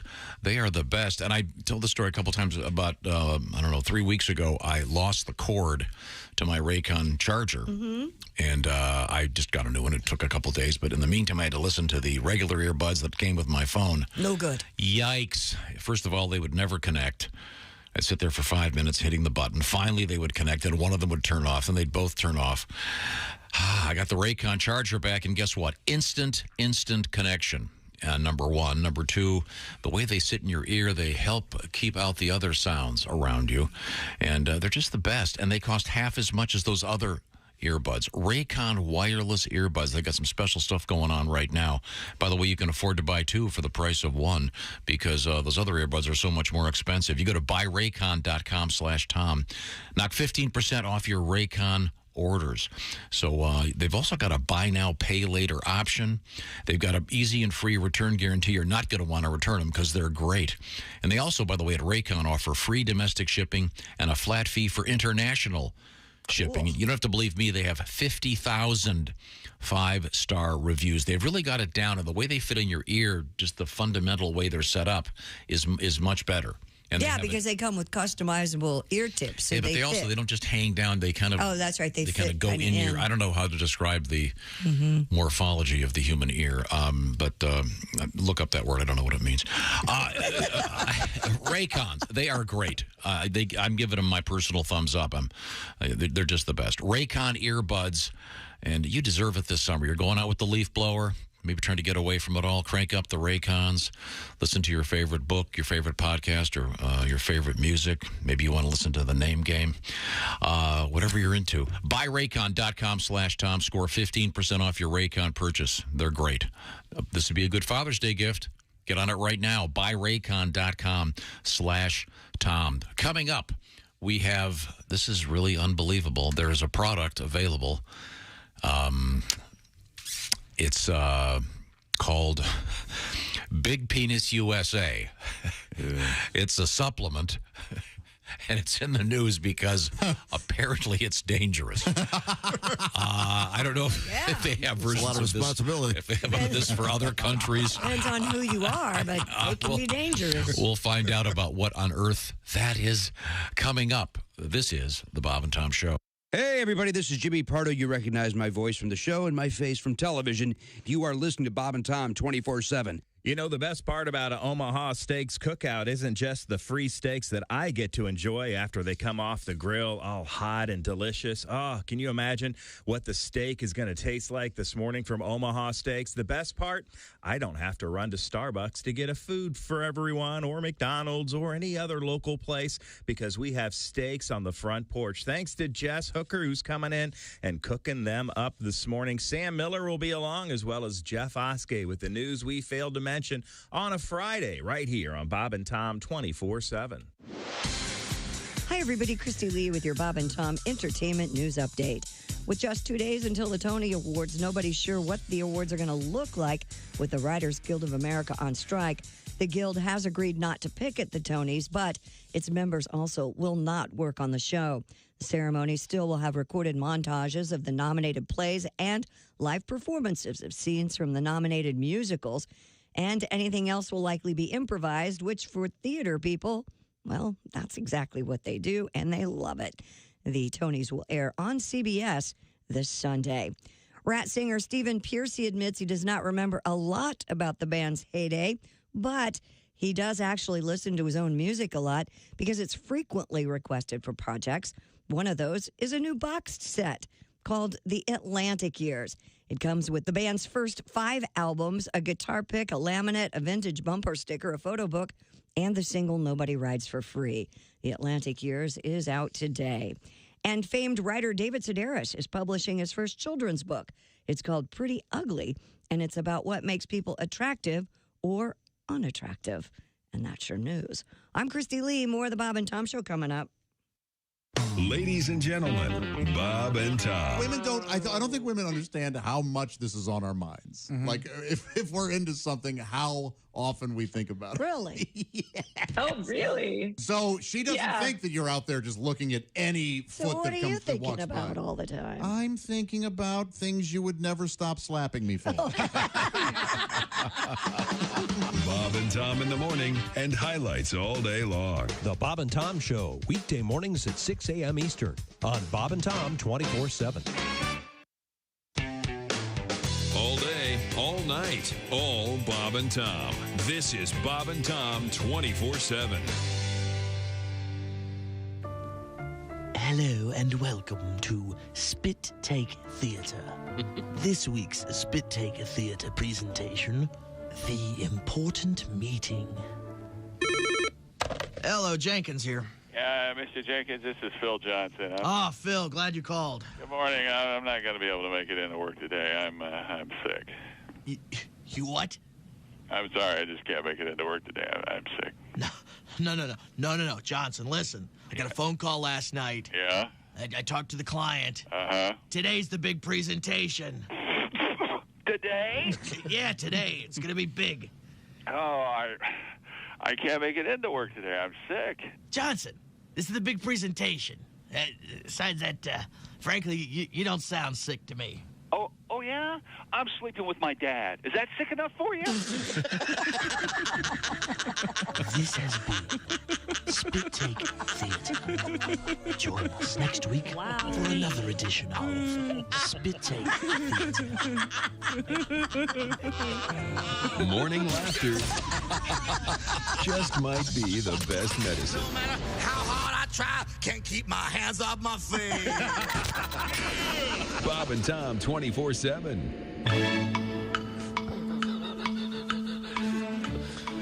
Good morning. This is the Northside Travel Club language lesson. Today's lesson in the language of the antelope will be given by that famed hunter and sportsman, Red Ruffensore. Thank you. Today's word is... That's antelope talk for, oh my God, that guy in the orange hat's got a gun. Say.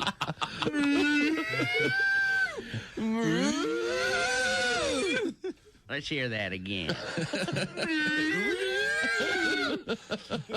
Very good, very good. Thank you. Now, repeat after me. That guy in the orange hat's got a gun! That guy in the orange hat's got a gun! Very, very good, very good. Well, tune in next time. We'll learn a new word in the language of the antelope. Give me an antelope. That means this is Red Ruffensore saying adios, amigos. Thank you for listening to the Northside Travel Club language lesson. The Northside Travel Club, manufacturers of Brooke Shields, sanitary protection devices for very small inland waterways.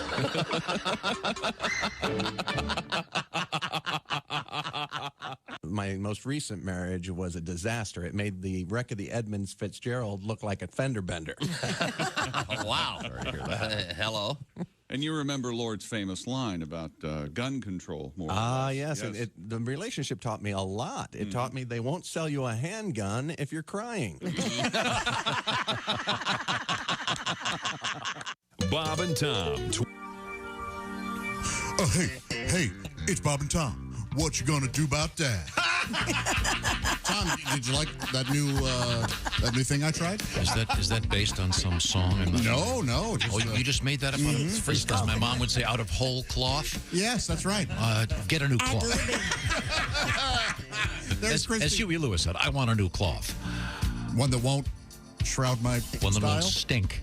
There's Christy Lee at the You news keep desk. up your free thinking. I like it. Thank you very much. Yes. Sometimes you try things, they Right. don't work, and you move on. Right. A Pat. There's Pat Godwin in the performance room. Hey, Josh. Jealous of my skills. I'm green with envy. There's Jeff Oskey sitting in for Chick McGee. That's right, son. Yeah. Ace Cosby over there. Getting hungry. Oh, well, we've got food coming from Omaha Steaks. There's Willie Griswold. I love steak day, man. Yeah, it Who really doesn't? is. It really is terrific. I want to hear a song from Pat soon, too. Well, we have Josh a Arnold, plan. You do? We've worked something out. But first, we are cooking. By we, I mean Noah, I think, is doing the work out there. Perhaps one of the bright lights on our staff, Noah, who understands what hard work means. He's a good man. Noah is grilling Omaha steaks because we're getting ready for Father's Day and advising you that all fathers want nothing more than steaks for Father's Day. Do we have the cameras? I think operating? Halsey's out there with them, Oh, too. can we Yeah. can we get these up and running and see? No, not. We don't have the cameras yet, I don't think, but we may be talking to somebody. Okay. Oh, so I see. Okay, never mind. We have the phone is going to ring. Yeah. Is that what I'm being told? I'm feeling very prophetic. Oh, there it is. Look at that. The phone's ringing. Can you get that, please? Bob and Tom Show. Hey, fellas. Oh, hi, Floyd. Sorry, I was. I've enjoyed your prophetic program. Oh, you're welcome. Oh, good, yeah. Boy, Big D and I have been going on and on, arguing round about vacation. This is a nice little break for me. Oh, Well, she wants to go to Yellowstone. That's a nice And we've place. been saving up a Coles cash, but I've ordered that Kevin Costner probably doesn't even have land or live there. Any kind of kin to speak of there. Yeah. But she wants to see the buffaloes. Okay. They're bison, but... Y'all hear the one about the old boy that does shots of whiskey before bed? No. Well, this old boy does a shot of whiskey every night before bed, of course. His wife wants him to quit, so she gets 2 shot glasses and fills one with water and fills the other with whiskey. Right. Then she puts a worm in the water and it kindly swims around, you know. Oh, yeah. Then she puts a worm in the whiskey and the worm dies right away. Oh, of course. Yeah. Well, she reckons she made a point to him. She says, "Now, what you got to say about yourself in this whole experiment?" He wakes up, he says, "I reckon if I drink whiskey, I won't get a case of watercolors."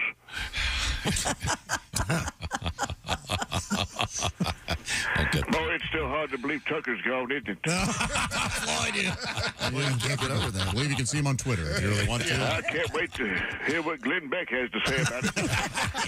Thanks, Floyd. He has all the tools. Much appreciated. Now, Willie, we had a world record that you say is one of the best ever. Yeah, man. A Scottish Cocker Spaniel named Leo has broken the Guinness World Record for the most coins deposited into a piggy bank by a dog in 1 minute. It's pretty fun. And first of all, there's no way that's a Cocker Spaniel. It's a spaniel, but not a cocker. It's a beautiful dog. Yeah. But the dog, he's picking up the coins and dropping them in the piggy bank, as taught by the owner. Emily Anderson has perfected this. Oh, she has her own. He has his own Instagram. It's like, yeah, Cute dog. He paints. Handsome boy, isn't he? He plays children's games. I was watching it. It's In the pretty picture amazing. I saw, he was crossing his legs. Yeah. And he looked like my uncle reading the paper on vacation. Sweet dog. But this reminded me of something. I have a trick. Picking up coins. You have a trick? Well, Pat has a trick. You pick up coins on the weekend and go to Coinstar so you can buy your son lunch. Exactly. I take the piggy bank. I go to Coinstar. They give me cash. That's my little trick. Every day I check my bank account again. I'm broke. Checks on hold, the car's on E, and I have to drive to Roanoke. Another Coinstar day. Looking in the couches, looking in my car, checking in the pockets of my son's coat. Another Coinstar day. Sad, so sad. Can't believe I'm someone's dad. But at the Kroger, they have this machine that takes all your coins and turns it into green. Every week, my son wants to dine like a mobster. 2 orders of mussels and king crab at the Red Lobster. Another Coinstar day. Another Coinstar day. Oh, yeah. 24/17. Wow, that's not enough. When I moved, I took my big coin jar and I went to Coinstar, and it was more than $200. I forget the exact amount, but whenever you go to the Coinstar machine, there's always the leftover ones. Oh yeah. You know, Canadian stuff and like weird car tokens. wash token. Yeah. The Chuck E. Cheese tokens. I swear they make that Coinstar change thing the loudest. Like for some reason, whenever I'm using it, it feels like it echoes throughout the entire store. Like everybody's looking at you. Loser. Do you wear your nicest polo shirt just to kind of trick no, people? I always dress down. I put them in a dirty sock. That way I feel the part. You show off, shaking it out. you show off the Garfield tattoo on your lower calf. Because I had a coin jar. I had a coin jar in Willie's old room, actually, in my old house, and I mean, it had been there for 15 years. And when I tried to move it, of course, the jar broke, so I had to take all the glass out of the coins. But jeez. What's your record? Most you've ever gotten?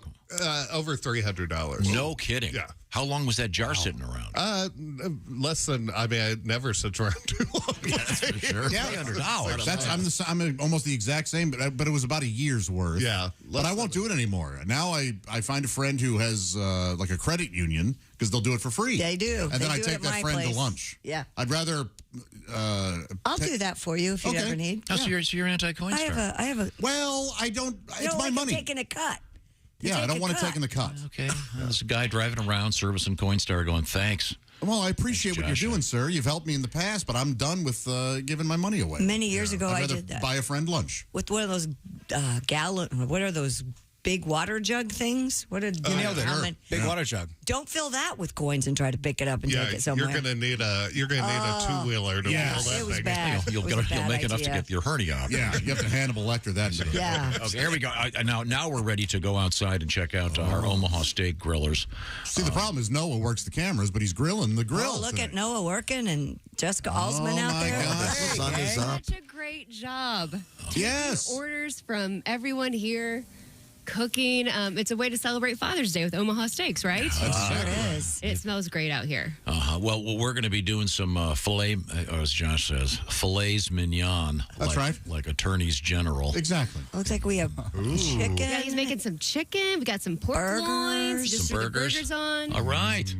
Well, I'll remind you that Omaha Steaks has a bunch of cool stuff. If you use the code BTS at checkout, you can get $30 off. The best gift for dads out there. You can do this right now because Father's Day is a week away. Get them a nice set of steaks. Yes. And then depending on where if your dad lives in the same town you live in, this is perfect because you can just happen to fall by. Yeah. As they would say back in the day. You can fall by and have some steaks with Dad. Mm-hmm. How nice is that? Very nice. Try to make it so he's already started the grilling process. You can just show up and maybe, I don't know, bring out the paper plates. Oh, maybe you should grill for him on Father's Day. Get it It's for his him. day. And I will say, in my case, don't show up early because if you guys haven't seen my dad light a grill, it is hilarious. Way too much lighter fluid. It all goes up. He's not even bald. He just grills once a week. Don't you love that sound? That it's a good sound. Oh, that's nice. That Omaha Steaks, by the way, they've got a bunch of special stuff out there. A minimum order required. To see the site for all the details on some of these packages that are perfect for a Father's Day. And this is not part of today's promotion, if you will, but the lasagna they have. It's unbelievable. Yeah, that Meat Lovers lasagna is killer. And those Frankfurters, they're amazing. Yeah, the best. Yeah, but we're talking about steaks today, and it looks like we've got some burgers coming. I'm very excited about this. Well, Halsey, you and Noah keep grilling. We'll keep checking in with you. Yeah, And, thank you. He's doing a great job. He is. And I think, have we wrapped up sports? Noah. You think that's a biblical name? Noah? Yeah. Yeah. Oh, okay. I just can't wait to Animal figure out. guy. You know, Noah came in. We learned a little bit about him. He's growing as a person. I just can't wait to see Noah's Ark. You know? His character arc, if you will. Booing! He booed. Sorry. Christy, I wasn't ignoring you. Man, we've got a couple world records over here. We do? Yeah, you want to talk about them? Sure. Okay, Surf's Up. Surfers from all over Brazil have gathered at the mouth of the Amazon River to ride some of the world's longest-lasting waves. Is that right? Is it the mouth of the Amazon? Mm-hmm. This is a really interesting thing. Surfers are drawn to a phenomenon wherein the incoming tide roars upriver in a broad band that can keep surfboards surfboards afloat for miles. The waves happen twice a day. Whoa. When the ocean waters flow into the river rather than the other way around. And the waves can be especially powerful if there's a full or new moon. Dude, that's got to be so. They're standing on it for miles. Miles. Yeah, that's got to be a surfer's dream. If you look at the video of this, the water is just filthy. I bet. Because, they tend to be right there. And it's full of debris. Yeah, it continues, and I imagine this translates to a cooler sounding name in Spanish, or Portuguese rather. Locals have named the area where surfers go the Dangerous Canal. Yeah. Since the forceful waves carry abundant debris. It's also a risky expedition for boat and jet ski drivers who ferry surfers and who must avoid getting stuck in sandbanks or caught by the oncoming wave. What I was thinking was, isn't the Amazon full of really dangerous Piranhas? critters? Many things. Yeah. Nice. Anything that'll bite you. See you wipe out, and all of a sudden you've got some anaconda chewing on your balls and wrapping its snake-like snake around your neck. 37-minute rides at one point. That's got to be very fun. The Amazon waves are prime, though, man. It's like 7 miles. Oh, get it? That's an Amazon Prime. Nothing? No. We reviewed it and got a thumbs down. I got boo. So, yeah, no, Amazon asked us to review our purchase, and we said no. Fair enough. By the way, am I the only one that is tired of everything I buy? I have to suddenly write take a 10-minute test and review it? No. Survey. Oh, yeah, you'll get emails saying, please review You whatever don't have to. Just delete the email. Delete, unsubscribe, delete. But then I feel bad if, oh, God, I guess they did a nice job. I don't need the next 10 minutes of my life. How about just a quick thumbs up? Wait, What are you talking about? So you Wait don't a have to minute. do the reviews. And also, there literally is an option to give a quick thumbs up. Yes, there is. It's right there. Right there. Josh, I'm sorry. Every time they deliver. There is? Yes. Never saw that. Here I am writing essays. Okay.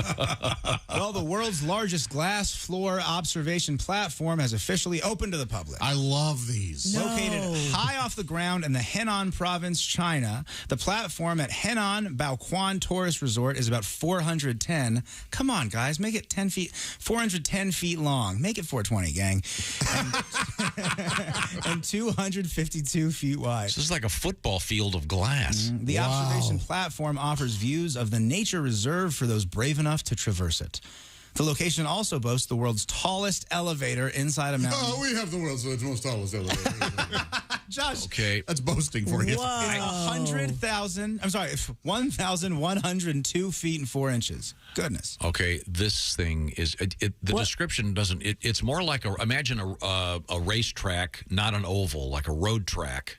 Okay. And it's jutting out over a huge stone cliff. Cool. Have you ever played, this looks like the Hyrule Kingdom course in Mario Kart, if you've ever played that. What's the name of the town? The town is Henan province in China. Henan. And This thing is terrifying. It's at the Henan Baoquan Tourist Resort, and if the scenery is not exciting enough, the resort also offers bungee jumping and cliff walking. Wow. Cliff walking. Hey, you want to go walk on that cliff? Huh? Wow. I've done that thing at the Grand Canyon where it's glass and you walk over the chasm there. I could never. Is there my legs would give out. I'm not going to say anything. Is there a weight limit? No, I was going to say to the people in your party. No way. It's like when I let him go alone, folks. It's like if I travel with Drew Hastings, I'm not near him when he goes through TSA because he always mouths off. Does your party go, oh, go on ahead, Josh, I'm going to go get a hot dog.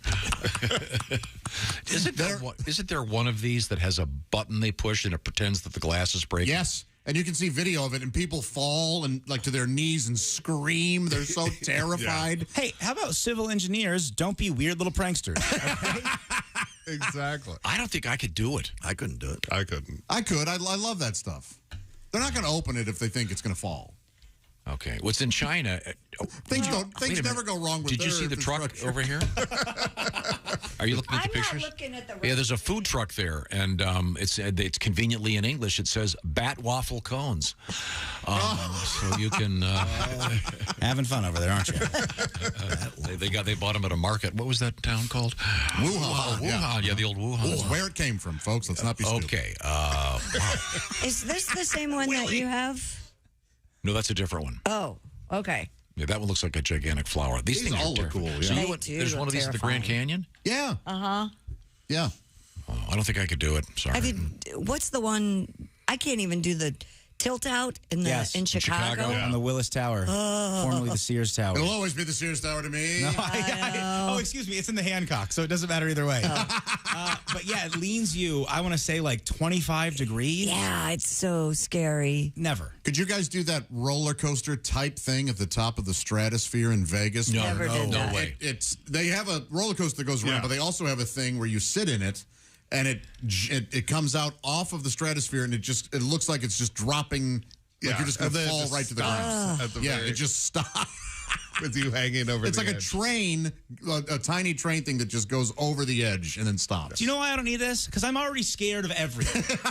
Same here. I'm scared of people stopping too early before stoplights. I'm scared of everything in the world. I'm not a thrill seeker, man. I tried to do the thing at the Stratosphere, and everyone else in my party managed to do it. But the second I walked off the elevator on that floor, my legs gave out, and I was crawling around and just crawled back into the elevator.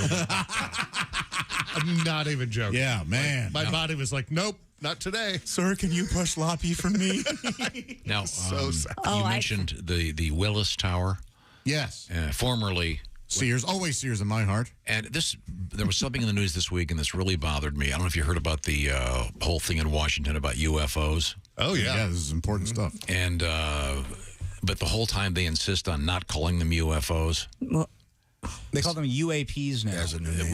Why do they keep doing stuff like because UFOs have been kind of disregarded by the academic community, and they've been mocked in the media. Yeah. Well, did you see yesterday or the day before yesterday, one crashed? I'm not making this up. And someone called 911 and said, I have two huge beans in my backyard. We got the story. It was in Vegas. Yeah. But it's on tape. So the UAP thing, see, this is like when they changed STDs to what do they call them now? STIs. They got to stop doing this.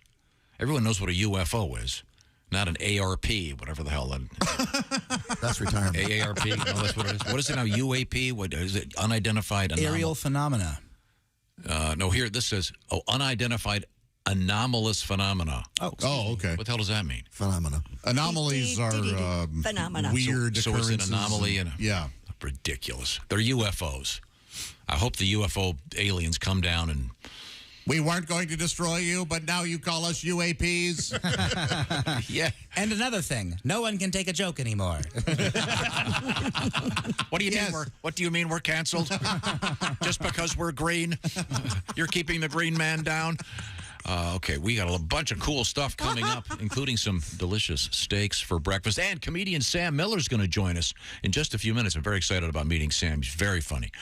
Be right back. This is the Bob and Tom Show. For a complete copy of the Bob and Tom Show contest rules, go to bobandtom.com/contest-rules. Or just scroll down to the bottom of the page and see contest rules. This is the Bob and Tom Show.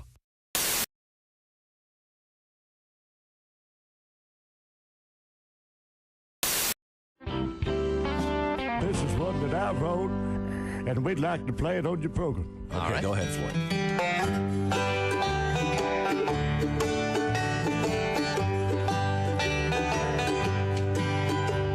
The full moonlight's enough for me to see all the woman in you.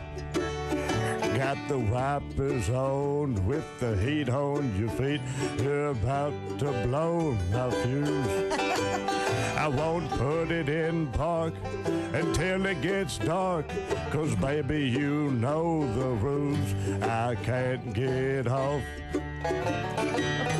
with the dome light on.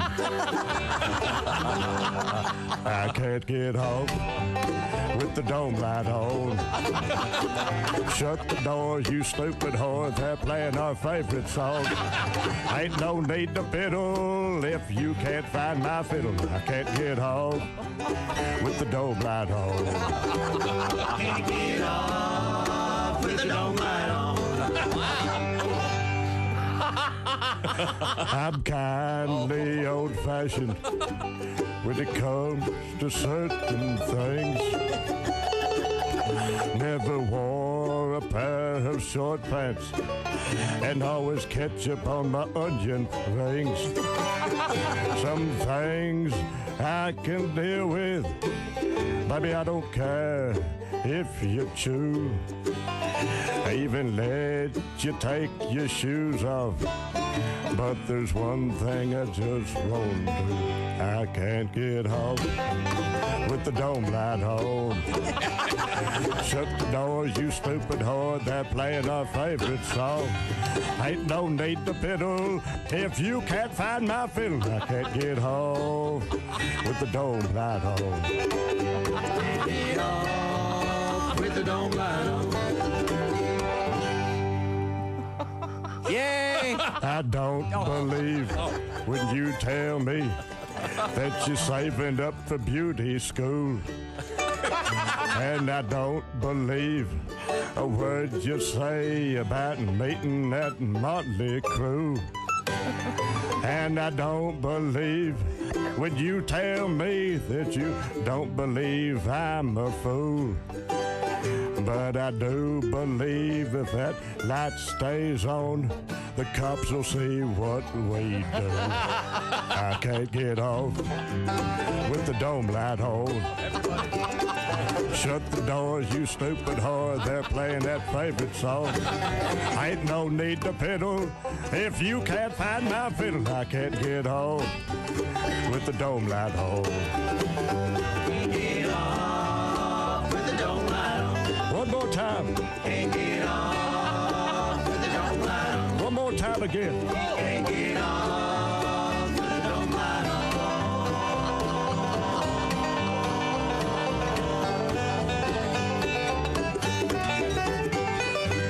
We're through playing now. All right. Hey.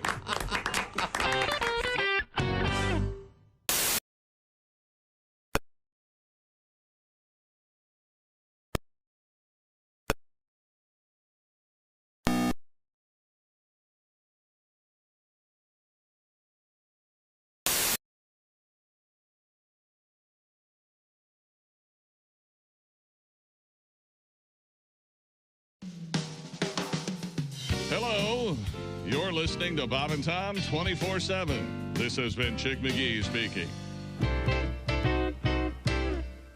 When you need relief and you need it fast, eat a bowl of Sphincter Blast. Hi, I'm Harry Kalanick Jr. for the new high-fiber breakfast cereal, Sphincter Blast. One 10-ounce serving contains more fiber than a log of New England birch firewood. Sphincter Blast. Some cereals shoot for the moon. We shoot for Uranus. Just say to your grocer, snap, crackle, plop. Tell him Harry Kalanick Jr. sent you and watch for my BMTV special. Harry Kalanick Jr. Unplugged. Sphincter Blast in the big brown tapered package. That's, of course, so the box won't slam shut. It may sound corny, but Sphincter Blast is hip, cool, and it's solid. When you need relief and you need it fast, eat a bowl of Sphincter Blast.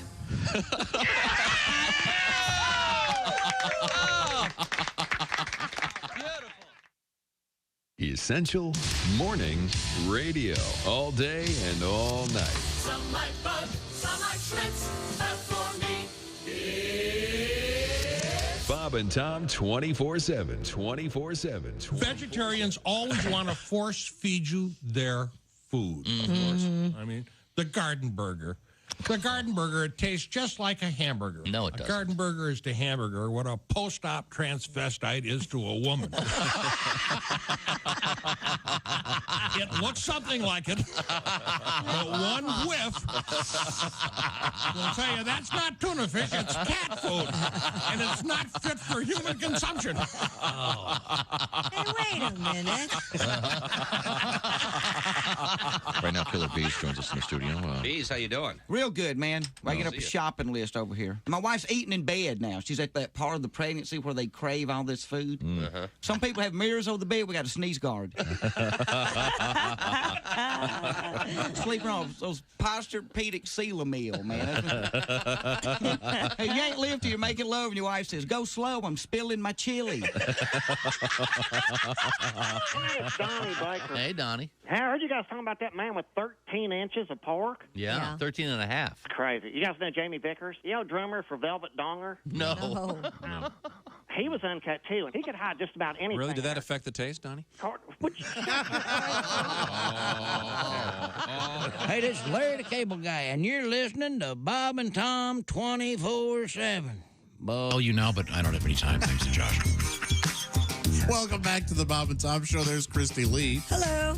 Doing news for us. There's Pat Godwin singing to us every now and again. Hey, Josh. Jeff Oskey being a Weisenheimer over there. That's right. Chick McGee on vacay. There's Ace Cosby. Howdy. We got that Ace Cosby joke of the day coming up. There's Willie Griswold. Chick McGee, this is what you farted for. Sports are over. Okay. We're done. All right. And Willie going to enjoy some live sporting events Monday. We'll talk about that. I'm Josh Arnold. There's Tommy. And just enjoying some delicious pork. I didn't know it was ready. Yeah, am I the only one that got out there? Yeah. We're doing an Omaha Apparently. Steaks. Couldn't lie. Omaha Steaks morning, and they started off with I had the pork loin just a little bit because I'm saving myself for the steaks and the burgers. All right. That's right. We're doing Omaha Steaks, reminding you that Father's Day is around the corner. If you're thinking, well, what am I going to get my dad? How about getting him something he actually wants, like some steaks? Yes. Oh, look, we got the cameras Ooh, out look at there. That burger. Oh, man. Actually, we just got a nice shot of Noah's ass. Yeah. Nice Thank you butt, very Noah. much. Now, Willie attempted a joke about Noah. He's our videographer. It wasn't a joke. I think it So was. can I try one in the same area? I mean, you can go This ahead. may I don't know not if it's work. gonna succeed. What if we hooked Noah up with our friends from Orange Insoles, right? And then we could do a whole thing about Noah's Arches. Or just Noah's Arch, I think would have to be. Noah's Arch? Yeah. So Hey, how's Noah's Arch? What about the other foot? He can walk 2 by 2. Okay, neither of those worked. Sorry. Noah's out there cooking. did. Those are some good-looking burgers. Yeah, that looks terrific. Oh, yeah. Okay, and now we're going to be eating them shortly, and our just want to remind you to see the Omaha Steaks website for details about the stuff that's available. These special projects that you can do for your dad for Father's Day. Packages is what you're trying to say? That's the word I was looking for. What did I say? Project. Well, the project is you getting off your ass and ordering it. You see, for some, that's All right. a project. I don't know if I don't want to go buy my dad a tie. He doesn't want a tie. That burger looks like one of those airbrushed burgers you see on menus. Yeah, it's ridiculous. Perfectly crafted. And it looks, look at how juicy that is. I can smell it Noah, from here. I've grilled many an Omaha Steaks burger. It's hard to mess them up, isn't it? They're so well... I can't take any credit for this. It was very easy. Yeah, they almost cook themselves. Well, once again, how do they go about getting an Omaha Steaks package for that day? My gosh, go to omahasteaks.com, type BTS in at checkout. That's the code that's going to get you $30 off, an unforgettable gift guaranteed to make Dad's Day. Now, there is a minimum order required, but that won't be a problem. You're going to want everything. Just see the site for details. Dads want steak, Tom. And so Omaha Steaks has. You might want to get one for yourself. Yeah. Oh, there you go. Okay, now, we have finished our sports broadcast such as it is. Coming up, comedian Sam Miller, but right now we turn to the news desk with Christy Lee. Absolutely. If you are creating a semi-obscene text message and you have autocorrect on your phone, if you use an iPhone, you know what I'm talking about. When you say things like go F yourself, it always comes out as go duck yourself. Well, iPhone is going to be changing that. Apple says a new iOS update will fix the iPhone's ducking autocorrect problem. You Apple users familiar with the autocorrect changing certain vulgar words will now be able to send your message the way you originally intended. So they're doing a press release about you can now curse on your iPhone? Okay. The recently announced iOS 17 update will use a new kind of AI-powered autocorrect that could solve those issues for you, and that new update is scheduled for later this year. Ass last. Yeah. It's about ducking time. Took those clock suckers. a long time to. How about bunt? Is that okay to type in? Well, yeah, you can type in. Wouldn't it be funny if they had a reverse thing? What do you mean? Like if you typed in duck and it changed it to the F word? Yes. Yeah. Make some bird watchers blush. Went to the park, fed some bread to the. You know what? I'm not even. Yeah. I almost messed up so bad. So this was a big thing, huh? Yeah, obviously you don't have autocorrect on your phone, or you never type vulgar words. I can't believe that. I don't. Really? Yeah. I mean, I don't know. Both Josh and I are probably the only ones that use punctuation and grammar. When I use punctuation. So do I. Thank you. In his voice as he said that. I know. I capitalize. Yeah, Christy and Pat are both good at it. Complete sentences. Oscar, I think you once gave me a K, and I almost deleted you. I do that on purpose just to irritate you and Tom. I write it correctly, and I'm like, no, I'm just gonna change that to a U. I'm gonna hit a K. I'm gonna leave off all punctuation. Now, when you type letter O, letter K, then do you hit the thing that spells it out? O-A-K-Y? No. Typically, O-A-K-Y? Okie? What are you talking about? O-K-A-Y is usually sorry. Yes, excuse me. Yeah. Okie. You know what I mean. You can type out okay. You know what I don't? You know what is I think sad is when you type in a word and then it gives you the emoji that it thinks represents that word. Then you could just hit that. It's like, why are we going back? Yeah, it's especially weird if you're writing a letter to your friend Dick.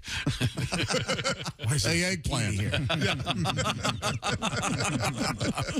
I just think it's so funny that the Apple people would do a press release about this whole ducking. Well, this must be a big issue. It is a big issue. I mean, I've been frustrated by autocorrect for a long time, so maybe it will. And when you try to take it off, if you tried to take it off and then you're like, oh, I'm too used to it that. Well, to be fair, the D and the D and the F are right next to each other on the keyboard, so it's not like they're stretching that much. It could just be a typo. Right. I don't think they're trying to censor all of us and make us talk better. Yeah, they are assuming, hey, they're probably not trying to cuss. Yeah. But I think that's how it started. How many people are texting about ducks?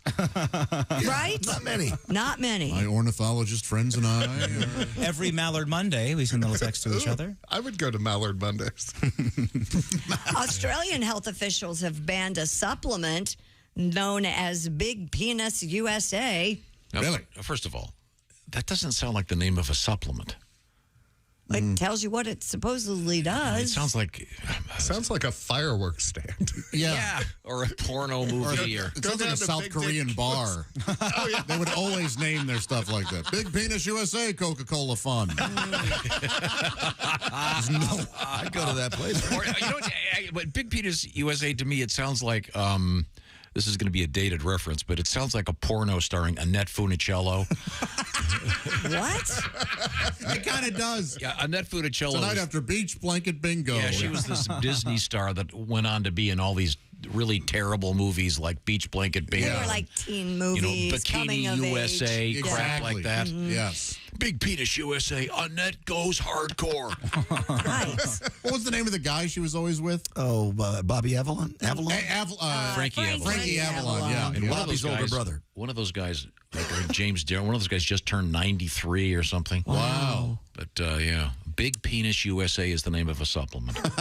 I would think they'd go with like Big Penis Africa. Well, if you want to keep certain stereotypes alive and well, then maybe you would go with Did you guys that. hear the one person laughing at that, Joe? And did you notice it's not Ace at all? No. Which hurts us. Just nodding his head, no. The guy's at work. He's got to sit through this. Yeah. Okay, we'll come back with more on the Big Penis USA tablets. And I'm going to go have a burger because I can smell that hamburger. I thought you were going to say I'm going to go have a bourbon. I was like, No. I'll take a morning. How about this one? How about Long Dong Canada? Long Dong Canada. No. Long Dong Vietnam. Oh, my gosh. That's two now. None of these are helping. No, we have to take a break. Okay, sorry. No one or nothing. This is the Bob and Tom Show. Thanks for listening to the Bob and Tom Show this morning. The show is also out there for you on our YouTube channel. Watch and subscribe.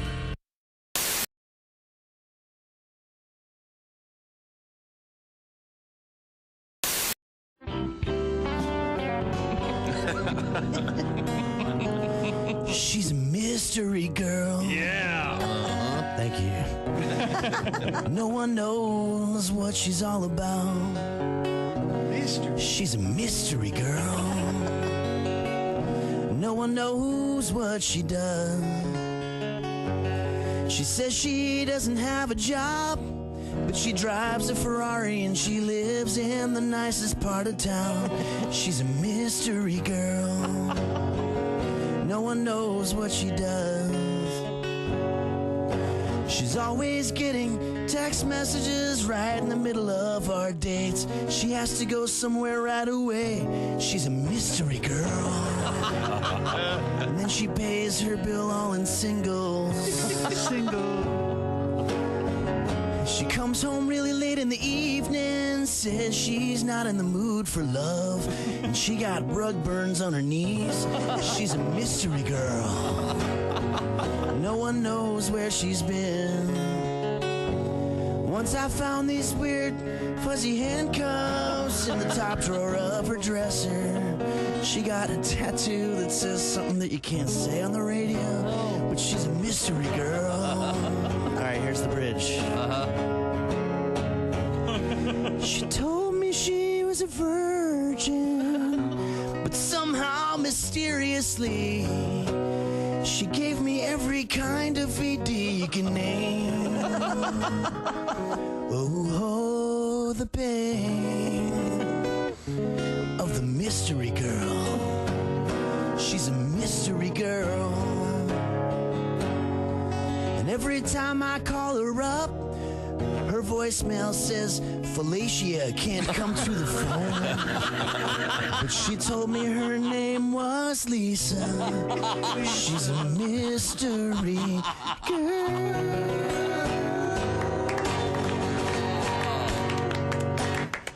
Was that Henry Felicia? Phillips.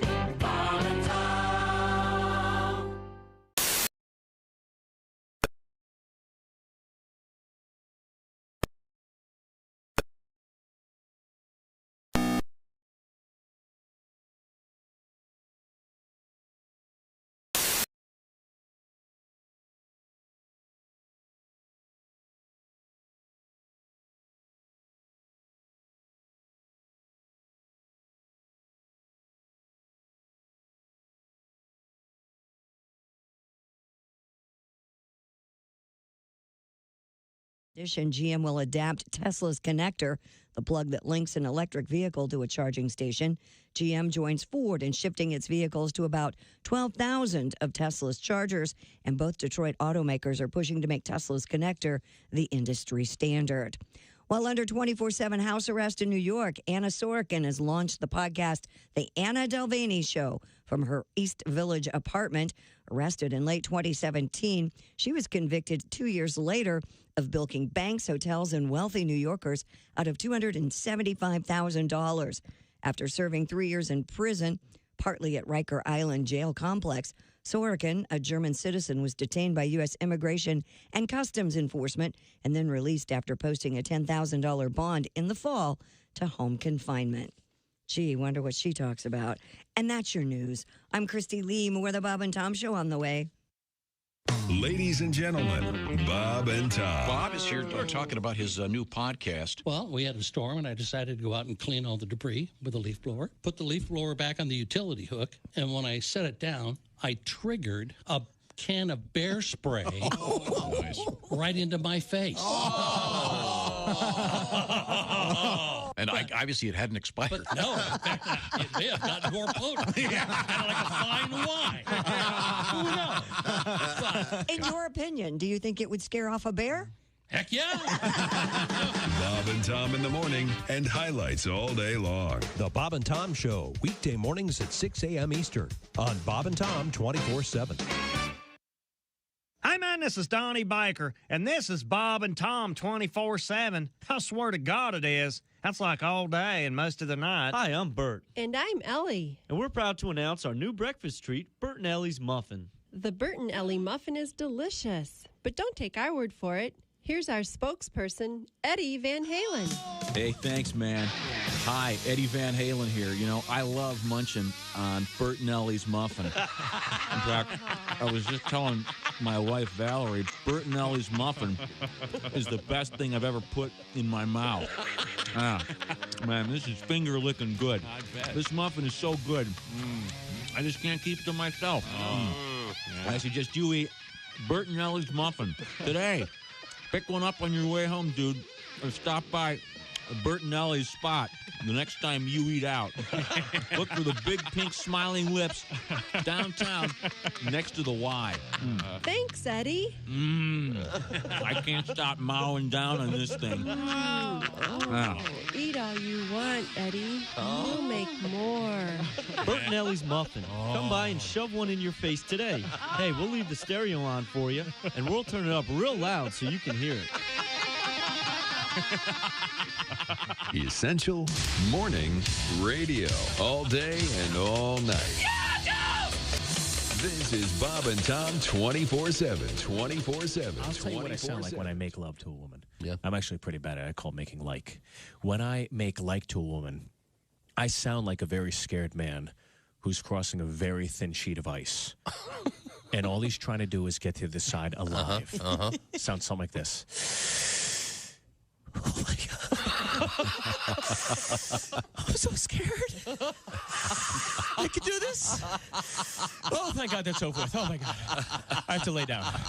That's hot. Yeah, that's hot. Hey, folks. Boom. It's me. And you're listening to Bob and Tom 24/7. That's 24 days and 27 days a week and 24 like the show with the guy who whispers all the time and saves the world. And Bob and Tom 24/7.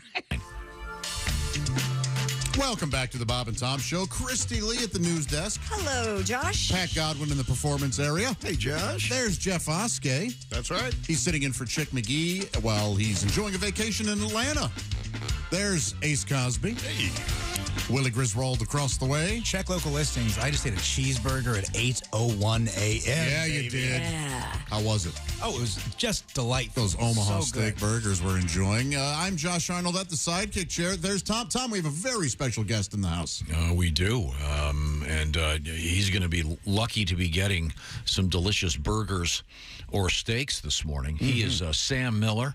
Hello. Look, a guy with a hearty appetite, I'm guessing. Hello. I eat a lot of food. Hi, Sam. I get down. Already. He's got a football build, right? Yeah. Oh, I'm not trying to say anything disparaging. I mean, he looks like I'm huge. How tall are you, Sam? I'm 6'6", 360 pounds. Yeah, big dude. Yeah, That's like a defensive end at Alabama. Yeah, That's like three of me. not into college, but I'd go. Sure. Well, it's good seeing you. And you can find out about Sam Miller if you go to sammillercomedy.com, and he's also part of the Don't Tell Comedy wave, if you will. Cool. You can find out where he's going to be, but it's a secret. But he's going to be doing something special, and you've got a big thing coming up in Massillon, Ohio next week. Correct. I'm at Crackpot's Comedy Club in Massillon. I'm a newer headliner, but things are going well, and I'm getting a headline in Ohio where my mom grew up. Oh, what part of Ohio? Massillon there. She's from a little town called Louisville, Ohio. Okay. Now, Crackpots. With a K. Oh, that's how much of a crackpot they are. Yeah, that's funny. Wacky. Yeah, I like the comedy clubs that name themselves after mental illness, or that sort of thing. Because there are quite a few of them. Many, yeah. You know, schizos, loony bin. Yeah. There's a schizo? No. There's a loony bin. Yeah, who books that? Bipolar Barry. Great dude. Yes. Depressos. Borderlines. It's an Italian joke. What was yours, John? Borderlines, yeah. I see. I see. Sam, how old are you? I am 40. 40, okay, yeah. Did you just recently turn 40? Or because it took No, you a I second? turned 40 in December. They just these years have really come at me fast. I don't know anything about you. I've talked to you for like 30 seconds. Married, single? I'm totally married. Oh, really? Okay. Yeah, it's intense. Is it? Yeah. I met my wife. It's funny. I actually met my wife when I was homeless. I was 4 months sober and still homeless when I met her. But I didn't tell her that. Yeah. Yeah, because that's a deal breaker. So obviously, your place or mine didn't come up. You know, she was like, can we go back to your place? And I was like, me and my roommates, we're not getting along right now. And my roommates were seagulls. They are hard to get along with. Talking, taking my food. I mean, technically, if you were like in a car and she said, can we go back to your place? You said, stop the car, we're here. Yeah. It's pretty much anywhere you Where were you living? Like were you? I lived in a lot of places. I lived in abandoned houses. I lived on a porch couch for a long time. Okay. I've lived in tents. Did the people know that you were on their porch couch? Yeah. My friend Mark. Yeah, he's a good guy. Didn't invite you inside? You didn't want me inside. I wasn't really an inside kind of guy. Especially not at night. like people have outdoor cats and indoor cats. An outdoor roommate? He's an outdoor Sam. Now, was this in a temperate climate? Where were you? No, I was in Washington State. In the summer, it's nice, though. Sure, but I mean in the winter. In the winter, it got kind of hairy, but I would hide at my mom's house. My mom said I could stay at her house if I was sober. Okay. Like she had good boundaries, but I wasn't going to be sober. Yeah. So I was like, I'd rather be chilly than sober. But you're sober now. Yeah, you know what? Actually, in 5 days, I'll have 15 years sober. Oh, June Sam. 10th. That's Wait, great. June 10th. What day is it? June 9th. Oh, it's tomorrow. I'll have 15 years sober. All right. I like a guy that doesn't know how old he is and doesn't know what day it is. Well, he's on brain cells and such. Sobriety doesn't bring back the ones that you lost. No. Well, congratulations, man. Yeah, I take recovery really seriously, and I'm grateful. A lot of my fans that I've met are sober people. The best messages I get are other people that are like, hey, I quit doing meth, and I really like your jokes, and I love that. That's cool. Yeah, that's cool. So, you're married now and housed, I assume? Yeah, we bought. I'm a homeowner. Wow. Nice. Yeah, I was so your wife works? Yeah. That's keeping the dream alive. You're home full now. Yeah. I was actually president of my HOA. No way. Yeah. I didn't like it. I thought it'd be funny because I could like write jokes about it, but it was just really dumb. Tom loves HOAs. Usually it's some retired guy that had a crappy job that never got to boss anybody around, and now he can come over and tell people who work hard and have a lot more money than he does what to do with their front lawn. It is. He's dead on. Did you handle money, or were you also the treasurer of the? No. I think it was mostly a ceremonial position. You were a figurehead. Well, it was weird because they'd be like, "Oh, so and so's their grass is too long," and I'm like, I just want to have like cars in my yard. Like I grew up in Spanaway, Washington, and like yard couches, tarps, but they were like, "Oh, his lawn." I'm like, "It's fine." He's only got 2 washers out there. It's no big deal.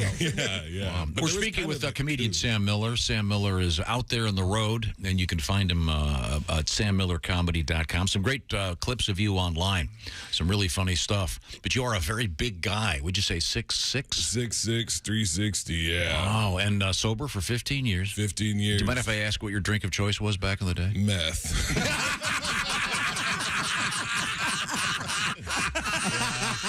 That's a pretty good drink. I didn't know that it was now available as a liquid. You can put it in anything. I started with weed because I heard it was a gateway drug. You wanted to work your way up. Yeah, and it was like weed, psychedelics, alcohol, cocaine, methamphetamine, and then and it got really bad, but also it was really awesome sometimes. I don't know, But you got your head clear and you're okay now. For the most part, I mean, being a human being is like hard. Oh, man. And I take recovery really seriously, and I'm lucky. I have a wonderful family, a wonderful community, and I get to do stand-up comedy for a living now, and that's amazing. great. So you should be proud of yourself. We're proud of you, man. Yeah, I'm pretty proud of myself most of the time. You should be. Well, you picked the right day to come because we're going to have some snacks, if you will. We got some burgers. We got some pork chops going. We're doing a special tribute today to Omaha Steaks. We'll get to that. But before we do that... Are you a father? I'm sorry. Yeah, I got 2 kids, man. Oh, well, see, happy Father's Day. Yeah, Buddy and Oliver. They're 12 and 10. They got big heads. It's awesome. Now, do you mean that they physically have big heads? Yeah, big heads. Yeah, I sat behind that guy. I went to my daughter's dance thing last night. We had perfect seats, great view, and then just before it started, the largest head in North America sat in front of me. Aww. And it's one of these it's a great theater, but poorly designed so that the floor doesn't tilt enough. Oh, yeah. This guy was a freak. Okay. He had like a gorilla head. Easter Island-esque. And then he kept shifting, so I'm leaning way out in the aisle to see my little girls dance, and then he shifts his head, and I'm back over here. So I hope your kids don't grow up to go to my girls' dance thing. They're wild. Okay, good. Well, we'll find out about your kids coming up. But right now, we have a couple things to cover. Oh, I know what we have steak. Look, there's Noah again out there cooking. Noah's out there cooking some more what's steaks. he got? It's an empty grill. Well, he's between... there we go.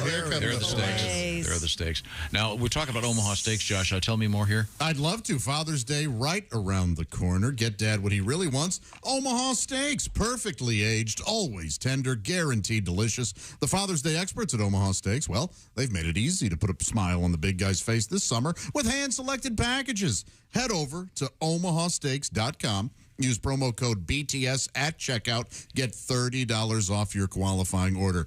Packages can include fork tender, bacon-wrapped fillets mignon, air-chilled boneless chicken breast, ultra-juicy burgers, jumbo franks that plump up so perfectly on the grill. So many more favorites. Whether he's your father, a father-in-law, a father figure, he's the guy who was always ready to step up when you needed him most. This Father's Day, you step up. Show him the love with the only gift that's as unforgettable as he, the mouth-watering perfection of Omaha Steaks. My gosh, I'm staring at some on the grill right now. They're perfectly marbled. They are grilling up so wonderfully. I can't wait. Don't wait. Go to omahasteaks.com. Use code BTS at checkout. Get $30 off an unforgettable gift guaranteed to make Dad's day. Look, if there's one thing we know, you can trust us on this, all right? Yes. You can't always trust us on everything. It's the Dads Want Steak. That's omahasteaks.com, code BTS at checkout. Sam, I hope your kids get you Omaha Steaks for Father's Day. They're not getting me nothing. Well, Sam, I'll tell you what. I will send you a case of Omaha Steaks. Whoa, look at me now. Yeah, no, I'm not being mean when I ask this. Are those your teeth? Yeah. Okay, because of the meth thing, I want to make sure you can eat steak. I don't mind it at all. Okay. Yeah. Those are indeed my teeth. I missed the teeth thing because I did meth for 8 years, but a lot of that time I was in jail. So they make you brush and floss? No, I just couldn't do meth. Yes, I guess it would be hard. Yeah, I was in rehab. You know something? I got to tell you, I didn't get it either until just now. Yeah, Sam, we're pretty thick. We'll try to figure everything out and change our lives. Once again, Sam Miller, comedian, 15 years sober. Tomorrow? Yeah, that is I awesome. guess so. Congratulations. My head's been spinning. Coming on here and then starting this tour. I haven't done a lot of stuff in the Midwest before. It's just learning. I do well for myself in the Northwest. So. With your build, you're going to fit right in. Yeah. There's a lot of big people. Yeah. Way to go to the state fair. They tag you. We're coming right back. This is the Bob and Tom Show. This is Bob and Tom 24/7. 24/7. 24/7. 24/7.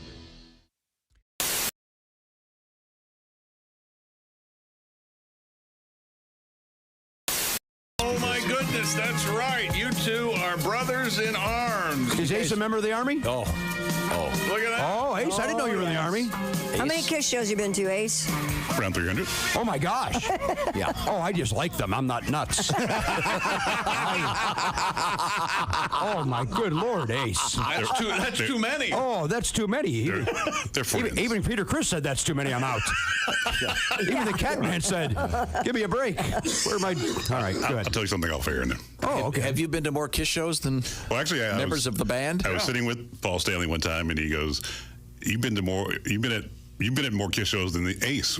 When Bruce was in the band. Yeah, then the Ace, yeah. Wow, See? Ace Frehley, that's amazing. Paul Stanley and I had the same sense of humor. You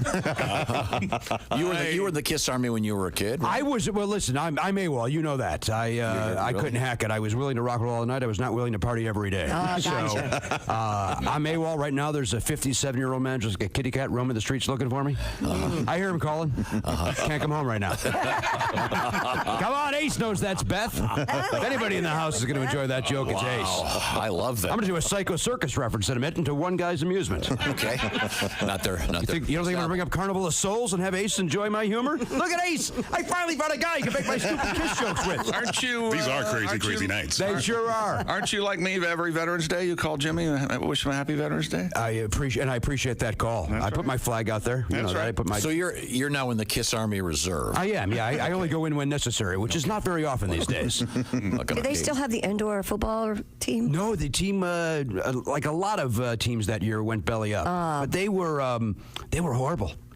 They were the LA Kiss, for a horrible name. Yeah. They were a horrible team. Well, I want you to watch Tom's face on this, okay? You know, Tom, that Jimmy was a season ticket holder of the LA Kiss. Wow. I'm the only one that really loved arena football. I went to a bunch of games. My son Oliver and I really enjoyed it. But after a while, when your team always loses, you can't even have fun. There's a shout out loud again. Oh, they played deuce. Oh, they mixed it up, son. It's horrible. It was an interesting TV show. Remember that? The TV show was great. Yeah. TV show was great. I didn't see the TV show. It was a really good reality show. They did not. The editing was not as fake as other reality shows. It was pretty. Even Gene and Paul admitted the team was bad. Well, they had to. There was documented evidence of it. I believe that's called scoreboard. Yeah, it wasn't. It's not subjective. Like, Dynasty's a bad album. No, it's not, Demon. You're right, Star Child. What does Space Ace think? Let's ask the cat. Don't forget the Yonk. He wrote some of the songs. Now, did you know that the famous Kiss comic book? Yeah, blood. There was actually blood in the ink. Well, that's what they said. That's what they said. Well, there's photographs of them pricking their fingers. They show them adding the blood to the ink. Okay. I have an original pressing. You do? Absolutely. So does Ace. You still have that? Yeah. Now, is your young son interested in Kiss? Boy, did I try. I took him to 2 concerts. He went to see Kiss twice. Once at 5. Turns out that's too young. And that was dumb. Boy, you want to feel like white trash. Bring your 5-year-old to a concert. Holy smokes. That was. And then get recognized. Are you to be part of it? I am not. No. I don't know who would bring their son to this show. That's an infant. Nobody should bring an infant to a show. Man, that was dumb. Then I took him again at 5.5. I thought that was enough time. 6 months is a long time. 6 months is a long time for a child, isn't it, chick? Yeah, you mature quickly at that age. Yeah, one was indoor, one was outdoor. I said, so let's see how the environment settles. Maybe that's what the problem was the first time. He fell asleep during the encore the second time. How do you do that at a rock and roll concert? That's how bored he was. But son, that guy spit and fired. Pass.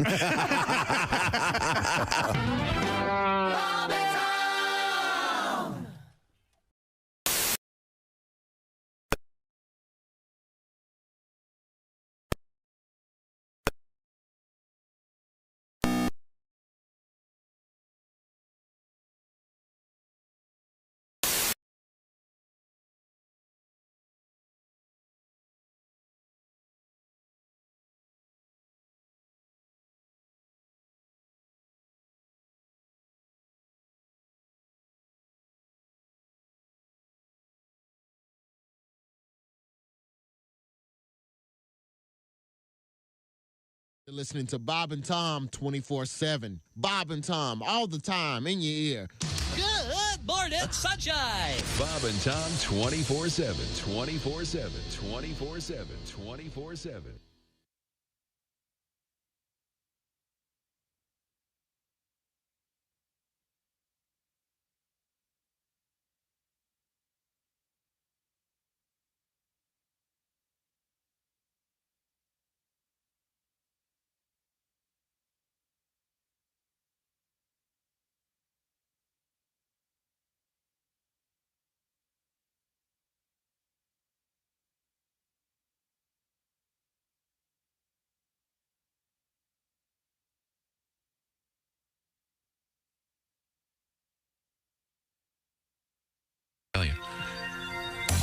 it's the Bob and Tom Show. Christy Lee at the news desk. Hi.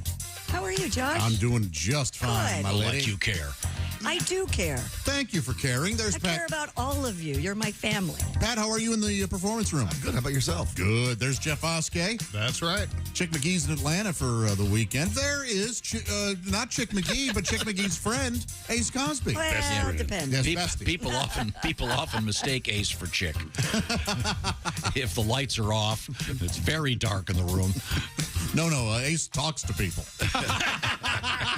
There's Willie Griswold. Well done, Joshua. I'm Josh Arnold with the sidekick chair. There's Tom. Tom, please introduce our wonderful guest. Stellar That's guest. right. He is from the great Northwest. He is comedian Sam Miller. Sasquatch country. Sam is a very big guy. Looks like he could be a lineman in the NFL. I'm huge. Yeah, you're a big fella. 6'6", what'd you say, 340? No, 360. It's actually 370, but I say 360. The treadmill, I've been doing cardio because I found out I have high cholesterol. Uh-huh. And the treadmill, it's like, how much do you weigh before I start running? And I have to lie and say 350 because that's the max weight. Oh. Yeah. Otherwise, it won't start. And we've learned a little bit about you. You have a couple of sons. I think you said they were 10 and 12. Mm-hmm. You are married. Mm-hmm. You are 15 years sober tomorrow, right? Yeah. And there I was. can't believe it. Did you get sober before you went to jail? No. Okay. No, it's usually the other way around. I'm just asking. Yeah, no, I went to jail and then I got sober. And actually, the last couple of years, I didn't go to jail at all. Yeah, it was a wild scene. Jail sucks. They won't even let you leave. Yeah, they won't even let you leave. Not even like on a long weekend? You can have a fun Labor Day? Yeah, it was bad. Did you have the tattoos before you went to jail? Yeah. People ask me this. People ask me a lot of times like what it was like being, what it was like with the meth, and I always show people. Can I show you my tattoo?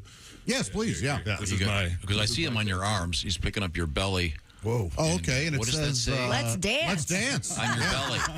Yeah. Are you a Bowie fan? Or? No. No, a meth fan. That's the tattoo you get. Did you get that in prison or pre? No. I got this from a guy in Omaha for a bag of dope. So,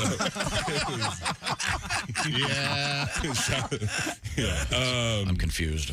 Yeah, I always tell folks, like, if you want to know if you have a problem with drugs or alcohol, just read your belly tattoo. It should let you know. Yeah, and I don't even like to dance. Like I was on one. Ah. Yeah.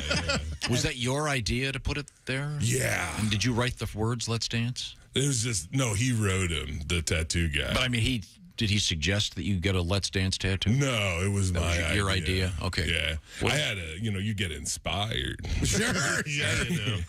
And by the way, I did just buy the official Sam Miller T-shirt, and it says "Let's Dance" right on the belly there. Yeah. It's the coolest, most unique merch I've seen from a comic in years. I try to get my shirts. I also have these ones that say Sam Miller's seagull eggs on it, because there's this thing that happened when I got sober.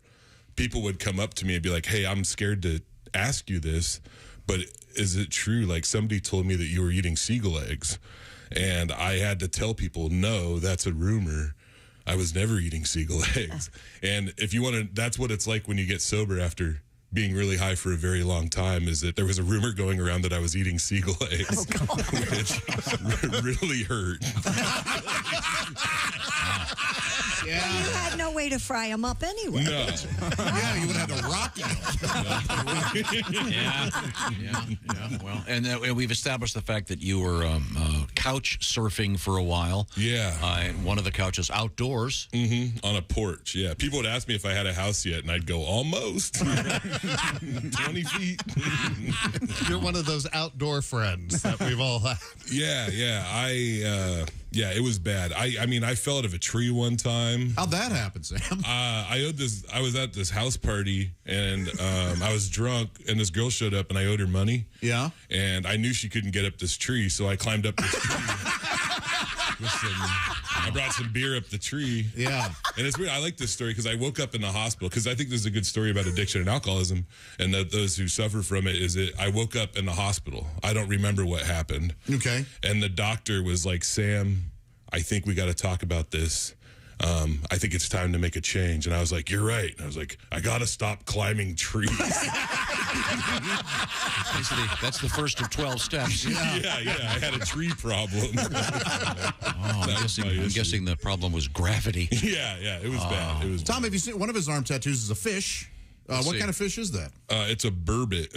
Oh, a burbot. Yeah, and then I got a flower. Wait a minute, hang on, slow down. Burbot? What's a burbot? It's like a freshwater lingcod. Now, I had heard that you were eating burbot eggs. Is that true? I don't know. That's caviar in his world. I don't live in a world of absolutes. Sam Miller is our guest. Sam, things happen. Can I see your right arm? Can you hold it? What, it's a that would be machine gun or something? Yeah, that would be an AK-47. Because I wanted to be a tough guy. And then when I got sober, one of the jobs, so I had all these different jobs after I got sober in 2008. And one of them is I was an assistant. I worked at a preschool. I was like a preschool teacher.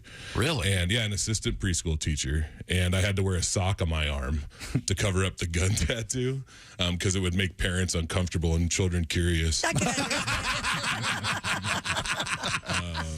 it's a thing. Like, I love my life today. I'm a really good person. And even back then when I was getting high, I was still a good person. I just didn't, I was really sick, you know? Yeah. And you made bad choices. I made really bad choices. Yeah. But some of that stuff too, like I think about it, my dad died when I was 12, like things went really sideways for a really long time. And that's the thing is like, I always say, I'm glad that I could put this out there is I didn't get high because I like being high. I got high more because I hate the way I feel when I'm sober. I wasn't running towards something. I was running away from that feeling, you know. But now you're feeling good? Sometimes, yeah. I'm 51% good. Like being a full-time stand-up comedian and a full-time dad and a full-time husband is a hard way to make a go of it in life. But things are looking up now. Look at me now. I'm on the Bob and Tom show.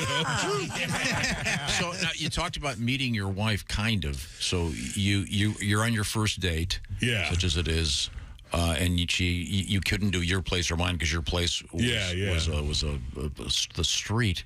How did you actually physically encounter her for the first time? She let me come over.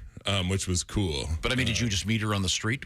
No, I was bouncing at a bar, and she came in, and she was big, and she had tattoos, and that's what I'm into. I like big women, and I like big women with tattoos. Sure. Yeah, and that makes sense, because big women have more room for tattoos. It's a wider canvas. It's just more canvas is all that is. That's what I'm talking about. Do you have a favorite one of hers?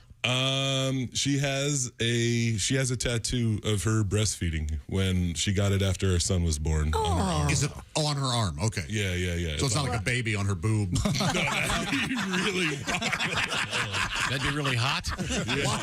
Wow. But yeah, it was like I said. I talked about she let me move in after 2 weeks, which was bad boundaries on her part, but is a sweet deal for me as a homeless guy. You know? Oh, well, Sam.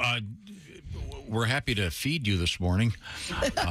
You picked the right morning to come eggs. in. We don't have seagull eggs. We do have steak. Steak and seagull. I think, can we check with them out? There we go. There's Noah. Noah's out on the porch. He doesn't, I don't know if he knows. There we go. There we Allsy's with him. Look at Noah. He's doing such a great job. I know it's Father's Day, but I'm going to let the guy handle the cooking because it's better for you guys. Oh, those are the steaks. He threw the steaks look at on, that. sizzling. My gosh. Now, Josh, can you help me a little bit? If you want to get some Noah, if you want to get some steaks from Omaha Steaks for Father's Day, what do? You go to omahasteaks.com, and listen, when you go there, type BTS in at checkout. You're going to get $30 off that unforgettable gift that you're getting Dad this year. It's guaranteed to make Dad's Father's Day that much more wonderful. A minimum order is required. See site for details. Yeah, Dads want steak. That's all there is to it. Get a variety of mouthwatering packages at omahasteaks.com. Code BTS at checkout.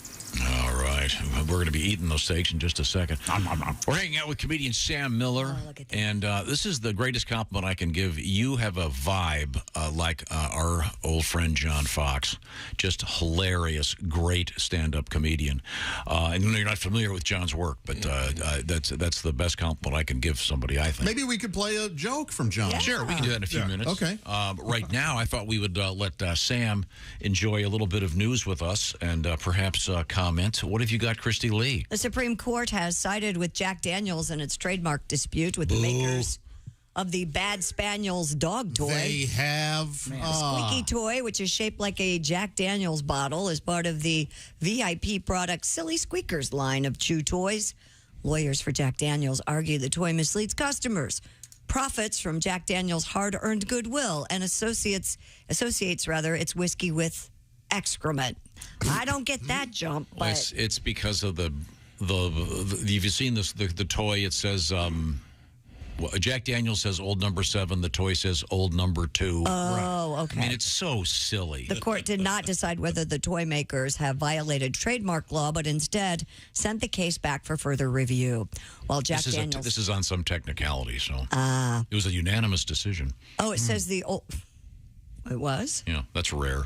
Yeah. It says the old number 2 on your Tennessee carpet. That's where it comes in. I should have read ahead. It's a joke, for God's sake. Now, unless Jack Daniels, I'm assuming, doesn't have their own chew toys for dogs. If they did, there might be an issue. But otherwise, they should have embraced this. Yeah, they could have some fun. Yeah. The original bottle notes it's 40% alcohol by volume. The parody features a dog's face and says it's 43% poo by volume and 100% smelly. The packaging of the toy notes in small font, this product is not affiliated with Jack Daniels Distillery. The Silly Squeakers line includes Mountain Drool, which parodies Mountain Dew, and Hein Sniffin, which parodies Heineken beer. Heine Sniffin. Yeah, this Dogs will do that. This is some dumb legal technicality, so this case really isn't over. Excuse me. Well, I hope it... no. Yeah, at least they aren't tying up the courts with frivolous stuff. They're doing the important matters at this. What they should do, they should go with another... Find a bourbon company that has a sense of humor, or a whiskey company, like do Maker's Bark. Or something, that's good. I would think this would be helpful to them. They should, like you say, embrace this. Have a little fun. Wild jerky. Yep. Yep. Where does the dog come in? Dogs love jerky. Dogs love jerky. Oh, so the wild jerky would be jerky for your dog. Yeah. Oh, very I'm good. down. I didn't pick that up. Thank you. I just like the I give my dog old number 2. I give my dog those liver cubes. Oh, I bet they'll love them. Liver cubes. Oh, they're delicious. I mean, they're. Are you sampling the dog tricks again? They're dried. They're the size of dice. Oh, I have. Yeah. Those are bouillon cubes. You aren't supposed to feed those. Because you can put them in a water bowl. You can keep them in your pocket. And they're freeze dried. Are they freeze dried? They're real light. Yeah, they're great. Yeah, but they apparently have no sense of humor. I don't get it. I give my dogs pieces of fried beef, not fried, dried beef lung, and it's terrifying. They love that too. Yeah. Yes, Yeah, they go nuts for it. Where It do you makes get dried beef lung? I used to order it. Really? Yeah. For what? For dogs. When I had a dog for a little bit, and I would, she loved it. Yeah. So you'd go to the grocery store and the butcher and ask him to give you some. No, beef if I remember, you know what I did? I bought it at like one of those. It wasn't Whole Foods, but it was a type of grocery store like that. And they had their own. Yeah. Huh. But I also had ordered So it was some. like Whole Foods, so it cost $400. It was not cheap, but it was definitely beef lung. They went crazy. I never heard of she such did, a rather. thing. Sorry. I'll have to try this. Yeah. Dried beef lung. Yeah. I'll tell you what grocery store it is. Did you blacken it just for? I did. Yep. Yeah. She liked the Cajun style. Some of those dog treats do look really good sometimes. I'm just there's no way. Have you ever eaten dog food? No, I knew a guy who would do that. I ate Alpo one time drunk. It was out of the can. It's got gravy. There's no way it's good though. It's not bad. I mean, it's not anything I ever did again, but it's chunks of meat and gravy. Do you know what kind of meat it was? It's bad, dude. It's not. I think it's just Salisbury steak that Really? they couldn't sell in Do you the think entree. that? We'll talk about that off like the racehorse ass or something. What's his name? You shouldn't eat it out of a can. That's classless. Put it on a plate. What Christy is implying that you were eating sea biscuits and gravy. You know what? It's all meat. Oh, It's boy. Sam Miller is our guest, and Sam was, what do they call it now? Without housing? Temporary. Yeah, Unhoused. they do Unhoused. unhoused. Yes. Yeah. People get hung up on that language sometimes, but I think I understand why they want to use that language. I'm fine calling myself homeless, but a lot of times, like if you say, oh, that person's homeless, then that kind of becomes like all they are when there's a lot of different people that without housing. But you are now homed. Very homed. Yeah, you were without housing for a while there, but you got yourself sober for 15 years, by the way. Congratulations once again. Tomorrow. We'll talk more with Sam. You can find out about Sam and his tour. This is a brand new tour that he's doing, and you'll find out about that at sammillercomedy.com. So have some fun, do that. Let's get back to the world of food. I want to tell you about HelloFresh. In the summertime, you want to have a lot more time. You don't want to waste your time in a grocery store. So HelloFresh goes, hey, we'll do this. They're going to buy the groceries. They're going to prepare them by size so you know, okay, wait a minute, we got all the stuff measured out for you. So when you put together these recipes, it's a lot easier because they've done the measuring. So they do the shopping, they do the measuring, they send you the kit. And by the way, they call it HelloFresh because we're talking about farm to doorstep quality in every HelloFresh box. They've got some new stuff, some fresh and fit summer stuff on the menu. And they've got Calorie Smart, they've got Protein Smart, and of course, they've even got vegan. The whole array of foods. Every week, you've got 40 things to choose from. We had some delicious, the firecracker meatballs. They were fantastic. Check out HelloFresh. Willie's been working on some HelloFresh. What do you got? Man, check out the Salsa Verde pork tacos with Monterey Jack and Southwest Crema. HelloFresh sends you 9 ingredients using only 1 pan and in 6 easy steps. You make this delicious taco dinner with a little bit of help from HelloFresh. All right, check it out. HelloFresh.com/BT Show. Why the BT Show? That'll get you 16 free meals and free shipping. You don't hear about free shipping much anymore, but you do with HelloFresh. HelloFresh.com/BT Show 16. Get out of your recipe rut. Have some fun and give yourself some extra time and avoid wandering the grocery store. Let's see now. The horseradish. Where's the sour cream? I got to walk back over there. No. Give yourself a break. HelloFresh.com/BT Show 16. When we come back, we're going to hang out with comedian Sam Miller. We have a bizarre story about the Titanic. And what do they call UFOs now? UAPs. UAP. I'm not going to do it. Okay. And the Brontosaurus lives. I am not changing my ways. I'm staying. Pluto is a planet? You're damn right. Yes. Whatever you say, Sam. This is the Bob and Tom Show. Got something to say? Send us an email. bobandtom@bobandtom.com. This is the Bob and Tom Show.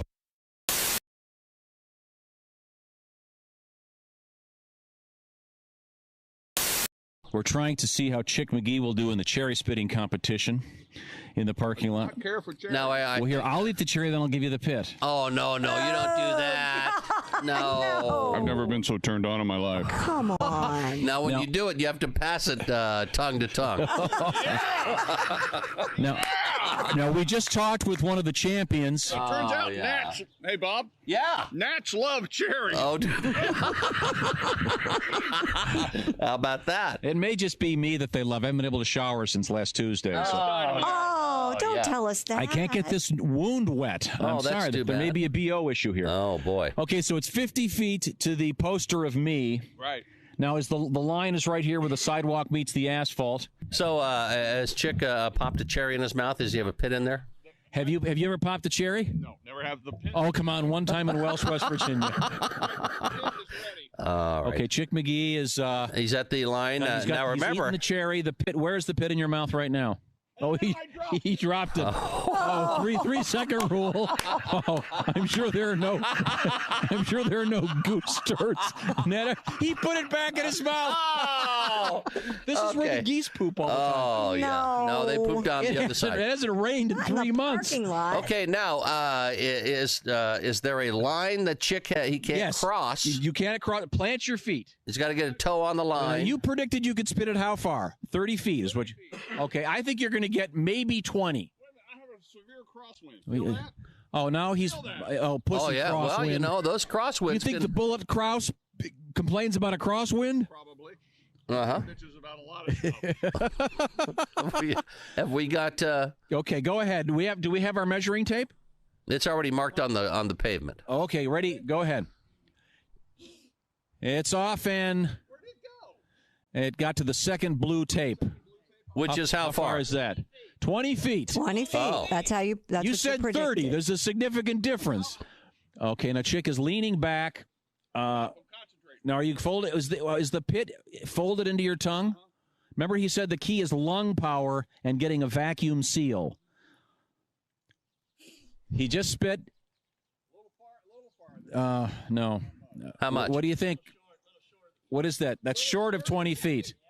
Short of 20? Okay, short of 20 It's getting feet. worse. Again, what? I think you need a... Yeah, Tom, put your money where your mouth is. I never said I could do this. Oh, yeah? Come on. Come on, These spit. cherries been washed? Come on, chick. Chew up a cherry for him. They've been washed. Beat him like a bird. Cherries? Haven't you seen them wash them at the store? Okay, go ahead. Take over. Oh, boy. Oh. Breathe through your nostril. You look like... Jeez. You look like some bad lawyer at the turn of the century in court. Your Honor, I've never in all my... Oh, he's ready. Have you swallowed the cherry meat? No, what's the technique here? You roll your tongue. Can you roll your tongue? Spit. I'm afraid I'm going to swallow it and choke. Just spit. Well, we could only hope. Oh, my God. That didn't even go 10 feet. Here comes Christy Lee, ladies and gentlemen. All right, now we have a gal She's with got on her Daisy Dukes. great lung capacity. Okay, let me get this microphone down here in front of Christy. So Mhm. your mouth, by the way.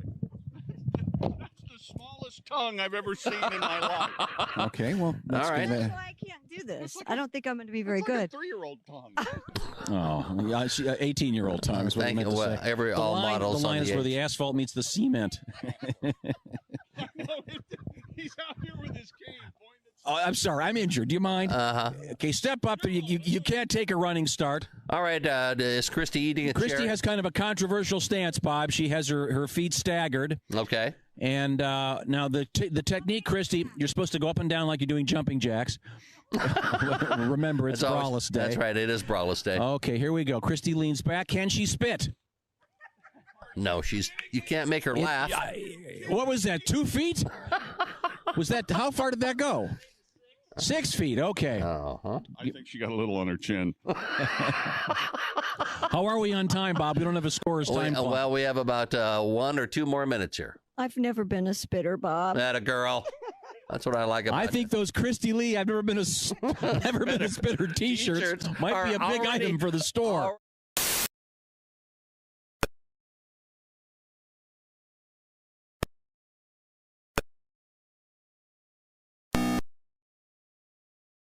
Up the phone, looks right at me, and says, "Frickin' Ron's dead."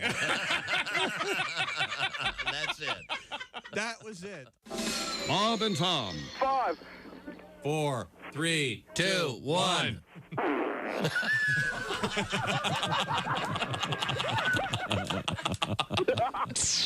They put the F in professional. This magician's on stage and he invites this guy from the audience and he gives him a sledgehammer. The magician says, "I want you to hit me in the temple as hard as you can with a sledgehammer." Guy goes, "All right." So the magician lays his head down on his block of wood and this guy hauls back. Bam! Pops this guy in the temple. 10 years later, the magician wakes up out of a coma in the hospital and goes,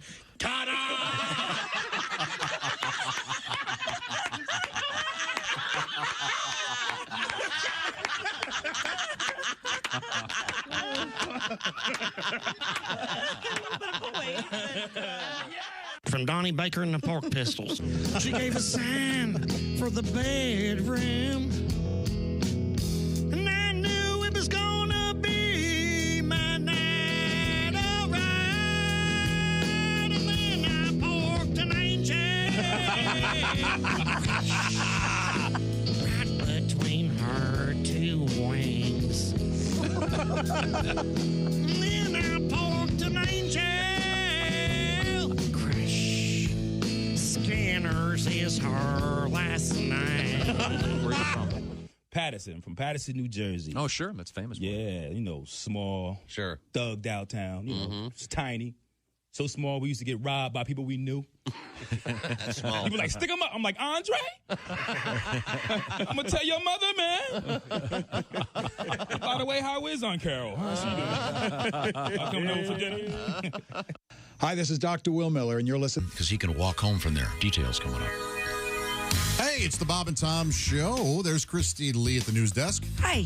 Pat Godwin in the performance room. Hey, Josh. Jeff Oskey in for Chick today. Thank you. Hey, Jeff, are we going to get a special little something? Yeah, coming up here at 9:20. Okay, there's Ace Cosby. Hey, Ace, are we going to get a special little something? Every day, baby. There's Willie Griswold. Willie Griswold.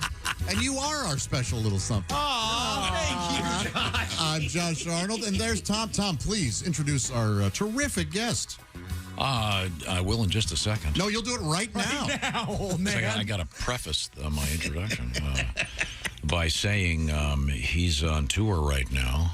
And the only way to find out about this tour, because some of it's a secret, is going to sammillercomedy.com. Now, if I'm reading this correctly. You aren't. And I might not. Are you on my website right now? 'Cause Yeah. that's terrifying. And it says tomorrow night you're somewhere, and it says details coming soon. It looks like you're in Dayton. Yeah, I'm in Dayton. Well, Springfield.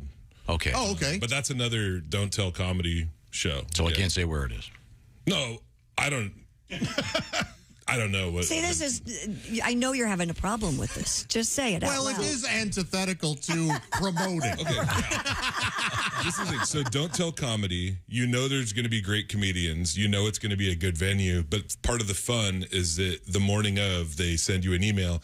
And sometimes the shows will be in like different venues. Like I did one that was in like an auto shop. Like they pulled out the cars and. Oh, cool. Oh, that's it was cool. fun. Yeah, they're fun shows. And the guys that run it are very professional. They do a great job. Did you like get paid in an oil change or something? I would take that in a minute. Yeah. You're Yeah. working. The guy still Yeah. bugged you about the air filter. You know it's fine. Yeah, I put a lot of miles on the Kia. Sam Miller is from the Great Northwest and has an interesting background. First of all, in the foreground is your presence. You're a big fella. Huge. 6'6", 370? Yeah, I say 360, and I tell the treadmill 350. Right, okay. Oh, wow. But you're a big guy, so you're somewhat imposing right off the bat. Yeah, and I'm working on, maybe I got a little bit too big during the pandemic, so I've been kind of like trying to take better care of myself. I got the sleep apnea. Diagnosis. I was shocked. I was like, not me. Do you have the Air Force mask? You have to wear it now? It's sick. I love it. I'm so good at CPAPing.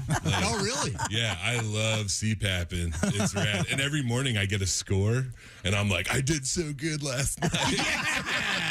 So explain this to me. What kind of a score? How does it work? I got this thing. It measures like how many times I wake up, how many times like the leakage, like how much is coming out the sides of your face. No, your underwear. Okay, yeah. Boxer shorts. Well, when you say leakage, you want to make sure Yeah, it's Not a drool factor. or a urine. Anal leakage. okay. I was a bedwetter, so I thought I'm you- sensitive to these things. Yeah. It's not even anal leakage. Isn't the topic? I'm ahead of the game. My wife is pumped. Not snoring no more. Still farting a lot, but not snoring. You know. And yeah, it's every morning I wake up and I go, wow, like this is what it was used to be like. Like you get used to it because I think the apnea gets worse over time.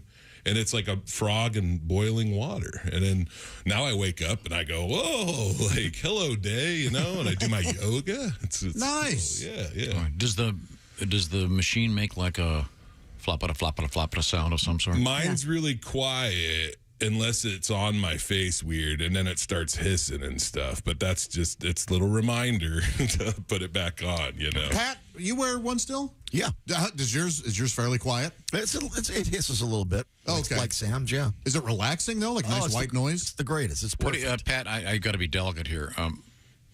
Say you're at an away game. Yeah. Do you bring it with? You do. That's got to be awkward. It can How big be. is this? Like in a it's a suitcase? How big is the thing? It's like the yay big. My hands are This is radio. the 10 inches apart. So it's bigger than a football. It's about the football size of a sized. headphone case. You know, when you take your headphones on a plane, because my mom has one. We just Okay. So had to move it. Okay. So when you're on the road doing comedy, like you're going to be at McCurdy's in Sarasota this summer, You take you'll with. You'll yeah. take it with you. And then do you have to carry water with you, too? What's the Distilled water. yeah. distilled water? Yeah. You don't have to run it with the water. You can run it dry. Oh, you can? Yeah, which didn't sound like a good way to say that, but yeah. Yeah, going to bed dry, baby. Sam, I Doing I it dry snore, tonight. and I have certain people in my life telling me that I maybe should go get. Do you go to a doctor? Yeah, I took the test, and they told me, this lady at the sleep apnea place, you go and they put wires all over your body, you know, and it was really strange. And they told me that I stopped breathing 24 times in 1 hour. And it was weird because I felt like I was being attacked. So I told her I started breathing 24 times too. Let's accentuate the positive here. Yeah. I think 25. Yeah, but it's been a game changer, you know. And I have a joke. I talk about that because then they told me, you know, you don't have the great insurance with the comedy stuff, and they were like, the machine's $1,500, but then I found a refurbished one for $400. Oh. That was like much cheaper. And the lady at the sleep apnea place, she was like, "Do you really want to put a mask on your face that was on someone else's?" And I was like, "Well, I used to do meth. I think I'm going to be okay." I drink my own piss to get high. I eat seagull eggs. It's really nothing. Yeah. I was like, I'll be fine. So do you strap? Does it like got a thing in the back of your head? You strap it on? Yeah, it's comfortable though. I at first I was like, how am I going to be able to sleep with this thing on my face? But honestly, I should be like, how was I able to sleep with my mouth open, gasping for air? So is it plugged into the wall, or is it on batteries? No, it's plugged into the wall. So if you have to get up and pee, you got to take the mask off. Yeah, but I got a big bladder. So you're not getting up at night to pee? No, I don't get up at night to pee. Just let it rip in the bed there? I just do one before, about to go to bed, do my pee. He can hold it 8 hours. He's still young. Nice. Yeah. Those were the days, huh? Yeah, right? They sure were. Got to write a song about that. I go I'm up again, naturally. Well, I feel like I used to drink like tall cans. Sure. And I just slam them, you know? And then I like to see like how long I could wait before I peed. And then I'd see, because I love doing like really big pees. Like that was really fun. I was out by the railroad tracks. There wasn't a lot going on. That's a fun afternoon, man. Yeah. Did you time them? Do you have a record? You know what I would do? This is, I've never talked about this before, but I would get like those 16-ounce beers and I would drink and then I'd pee in the cans to see, because I wanted to see how much I was making. Okay, yeah. A true man of what science. goes in, what comes out. Yeah. And it'd be weird because I'd be like in an abandoned house pissing in a can, and I'd be like, I'm interesting. If they could see me now. Science. Fascinating. Once again, Sam Miller is our guest. Sam was without a home for a while. You were in jail off and on? Yeah, it's complicated. Like I try to figure out this timeline with people. Overall, I did somewhere around 2 years incarcerated, never more than a year. Was it like prison or jail? Jail. I never went to prison, and I never did anything I never got caught for anything that bad. And I was never a violent person. I used to fight the cops. Because I didn't want to go to jail. Yeah, that's one way. Did you have a roommate in jail? Yeah, cellmate is what we would call it. Yeah. What was his major? Oh, yeah, that's a roommate. Yeah, I had cellmates. Jail is I came out a different shape than when I went in. I got locked up in the Yakima jail, which was a horrible facility. Oh. And, I know I don't want to badmouth any place in particular, but the Yakima jail was terrible. How was the food? It was terrible. Yeah, it was terrible, and not very much of it. People were hungry. There was no TVs in that jail. And people were like, "Oh, these inmates, they treat them so well. There's TV." And I was like, "Okay, if you don't give us TV, we'll find something to do. You're not gonna like it, but we'll figure something out." Now, did you have all the tattoos when you went in? I don't think I had the gun yet. Did you get any tattoos in jail? I did. Yeah. How does that work? Do they give you the kit, or do you have to? No. Yeah, the jailer gives you. Knock yourself out. They do stick and poke, so just with like a sharpened, like you can sharpen a paper clip or a needle or something like that, or and then you take the guards smuggle in ink printers. Okay. Yeah, you have this. That's the thing that was funny during COVID. They stopped doing visits to the prisons and the jails. Sure. And there was still all these drugs coming into the jail and all this bad stuff. And they were like, "How's it happening?" Yeah. Did you see the security guard's new BMW? That's how it's happened. Well, yeah. So there was in some of the jails I was in, there was tattoo ink that was among the contraband that was inside. Did you know what the person was going to draw on you prior to the application? What did you get, may I ask? I am not going to talk about that. Good for you, Sam. It's not bad. It's not racist or anything like that. It's not like crazy stuff like that. But yeah. Is the location of it inappropriate? No. Okay, so it's not like a, like a tramp stamp type deal? Stamp type thing. I thought you were going to say a ball tattoo. A ball tattoo. That's a brave man. Yeah. He who gets the ball tattoo. In prison. Yeah. We'll catch up with our guest, comedian Sam Miller. To find out where he's going to be, it's mostly a secret. You go to sammillercomedy.com, and we'll find out more about Sam. Like I said, he gives me a real funny John Fox vibe. We'll come back and we'll play a little Mr. Fox for you when we return. Also, we have interesting things coming up in the news. A weird Titanic story. We have a surprise visit from Jeff Oskey, who's he's right over there. Yeah. He'll be back. This is the Bob and Tom Show. Got a comment? Our email is bobandtom@bobandtom.com. More Bob and Tom next. State law.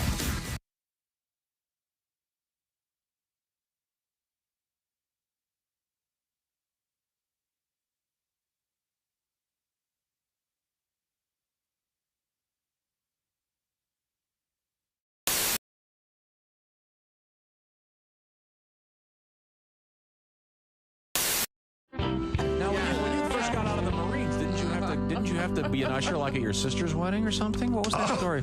Right. When you come out of boot, first of all, let me just say I was engaged once. And the girl kept the ring. Oh, no. That was 2 hours of salary gone. All right. No. When you come out of boot camp, you're ready for anything. I mean, you know what I mean? Outstanding. That's the attitude. Outstanding. That's the Marine Corps. When I came out of boot camp, my sister got married. She had me seat the people at her wedding. They'd come walking up to me in front of the church like, oh, you must be Patricia's brother. Sit down. Shut your pie hole. I don't want to be your friend. 200 people showed up. I put them all in the same row. Tighten it up. We don't have all day. We are totally uncomfortable. Outstanding. Shut your cake, hole or pie. What do you eat, cake or pie? Oh, my God. Comedian Greg, hi. Why can't we have single vows? How about some single vows? Single vows? I vow to be single? How would Just that some work? vows, do you promise to sit all by yourself in your quiet apartment with your frozen dinner and your stupid pet fish? Yeah! Never have a ride to or from the airport? Yeah! Sign me up! Parked lot 88Z, schlepping your stuff. But I want to clarify for Christy, because I know Christy's a big Catholic, and I grew up Catholic. I was an altar boy as a kid, and I think Jesus is a great role model, but I think he's kind of like the popular guy in high school where everyone says they're his friend, but he wouldn't name you as one of his best friends. Like if you asked him who his best friends were, he'd be like Gandhi, Martin Luther King Jr., Matt Damon. And he'd be like, what about Mike Birbiglia? He'd be like, I feel like I'd recognize his face if I saw him, but the name doesn't ring a bell. Jesus has a lot of Twitter followers, He does. actually. Absolutely. Oh, God. You know what? Let me tell you something. I'm gonna have a wedding agreement I'm putting together right now. I've been writing it over here. The girl's gonna have to sign this before I get married. Okay. Number what do one, you have? Yeah. at no time will your rear end be wider than your shoulders. Okay. Number two, your eyebrows will number 2. Normal size, not super skinny or painted on, thus reflecting mental illness. It's all making good sense so far. So far, keep going, We will have a dog for me to play with and for you to care for. Same with children. By the way, Greg is serious about that. We have had that conversation where you don't say that in joke form. No. You don't do your rah, rah version where you've said to me, I want a girl to marry who we can get a dog and she'll take care of the dog when I go on the road. And that's one of your prerequisites. And pick me up at the airport in your Pick up the SUV. airport. You've had this conversation. Why limit it to an SUV? Why not a limo? Because you want to drive it. Limo's a good idea, Bob. Good idea. I like limos. But I was just talking about things that are disappearing, like the sound of a typewriter is going away. I get it. I mean, I understand all this stuff, but like that little ding when you pull in the gas station, if you're under a certain age, you have no idea what we're talking about. Right. How true. Just things. Remember when they used to give you all kinds of things when you got gasoline, like glasses? That's what Bill was talking about, yeah. Incredible stuff. Even albums and stuff like that. I mean, I guess if you went to school at a certain age, you wouldn't remember what albums were or certain things. I mean, I saw a list of those things the other day with people that have. They're all disappearing. Yeah. Customer service. Yeah. Totally gone. No, customer service now is everybody can understand, but nobody can help you. Yeah. It's like, yeah, I understand, sir. Yes, I know. There's nothing we can do. That's just how. I was on a plane and they had the intercom turned all the way up to like 10, and it's right above me, like blowing out my eardrum. Yep. Yeah. So I asked the stewardess, I go, is there any way you can turn it down? She's like, no, I'm sorry. There's nothing we can do. It's like, really? They installed an intercom. Coffee drinkers. Okay, here you go. Thanks. Do you mind if I ask you a question? What? Do you live here alone? Yeah, why? Shortly thereafter. You again? I need more coffee. It's impossible. Okay, but it is possible that you want me. No. Good night. 2 minutes after that. Go away. Stalker's Choice Coffee. The coffee is so good, he'll come back again and again and again. Coffee. More coffee. Go away. I need some coffee. I'm going to call the police. You want it so bad. I'm calling 911. You want it so bad. Stalker's Choice Coffee. Share some with a neighbor. Stalker's Choice. It's what obsessive-compulsive relationships are made of. Hello, this is comedian John Evans, and you're listening to Bob and Tom 24/7. I don't know how lazy human beings are, but, you know, you got the moving sidewalks at the airports. For me, I thought the whole idea was for us to all move more quickly. Yeah. But you get people that just get on them and they just shut down all bodily functions, you know? Yes. And I don't understand how people don't know that you're supposed to be on the right. They have stenciled on the moving sidewalk, stand, on the left. Walk. They have pictures of people standing, walking, and I've seen footprints on the thing together and apart. Yeah. And you still have people just on that left handrail. It's fun to fly. You got to watch those people closely because they're the ones at the end of the moving sidewalk. They're the ones that get all flustered. TV Rogers is our guest. TV, having just met you, I can guess you're obviously an athlete. Yeah, I work out a little bit. They have the whole thing where you pump weights and all that stuff. Yeah. You got to have that cardiovascular, man. Mm-hmm. I was playing basketball the other day. They made me guard the worst dude on the other teams. It was a fat dude wearing thongs. Man. You know, standing on the court smoking a cigarette. You know I was in bad shape. And you couldn't keep up with him. I couldn't keep up with him. I got involved with that aerobics. Don't like aerobics, man. That's too much like sex. It is. Aerobics? Yeah, you sweat, muscles hurt, and then you got a woman up there telling you you're not doing it right. Morning laughter just might be the best medicine. If you want to turn your daddy parts orange, eat some Cheetos and watch some porn. Bob and Tom 24/7.com. Hey, it's the Bob and Tom Show. Christy Lee at the news desk. Hey. Pat Godwin in the performance room. Hello, Josh. Jeff Oskey over there. Hello. What are you eating, pal? What are you eating there? Steak. That Omaha steak, my gosh. There's Ace Cosby. I know you had a burger earlier. Had a burger? Yeah. You Waiting for my steak? Okay. Willie Griswold across the way. Love a morning burger. Yes. I'm Josh Arnold with the Sidekick Chair. Tom, I know you've enjoyed some Omaha steak. Oh, that's right. I had a delicious steak for breakfast. Thank you, Omaha Steaks. Remember, dads want steak for Father's Day. You can get it done right now if you go to omahasteaks.com. And we've also enjoyed this hunk of beef over here. Our new friend, Sam Miller. Oh, yeah. Sam Miller's I'm here a with us. person. I just want to say it. I didn't mean to objectify you in that way. I have feelings and dreams. It's not the Elephant Man. Come on. Hi, Sam. How are you? Sam has an interesting background, to say the least. If you're just joining us, Sam is 6'6", 370, but he lies and says he's 350. He's got a lovely wife, 2 kids. He's on his first Midwestern tour. And I mentioned that you have kind of a John Fox vibe, which is probably the best compliment I could give a comedian.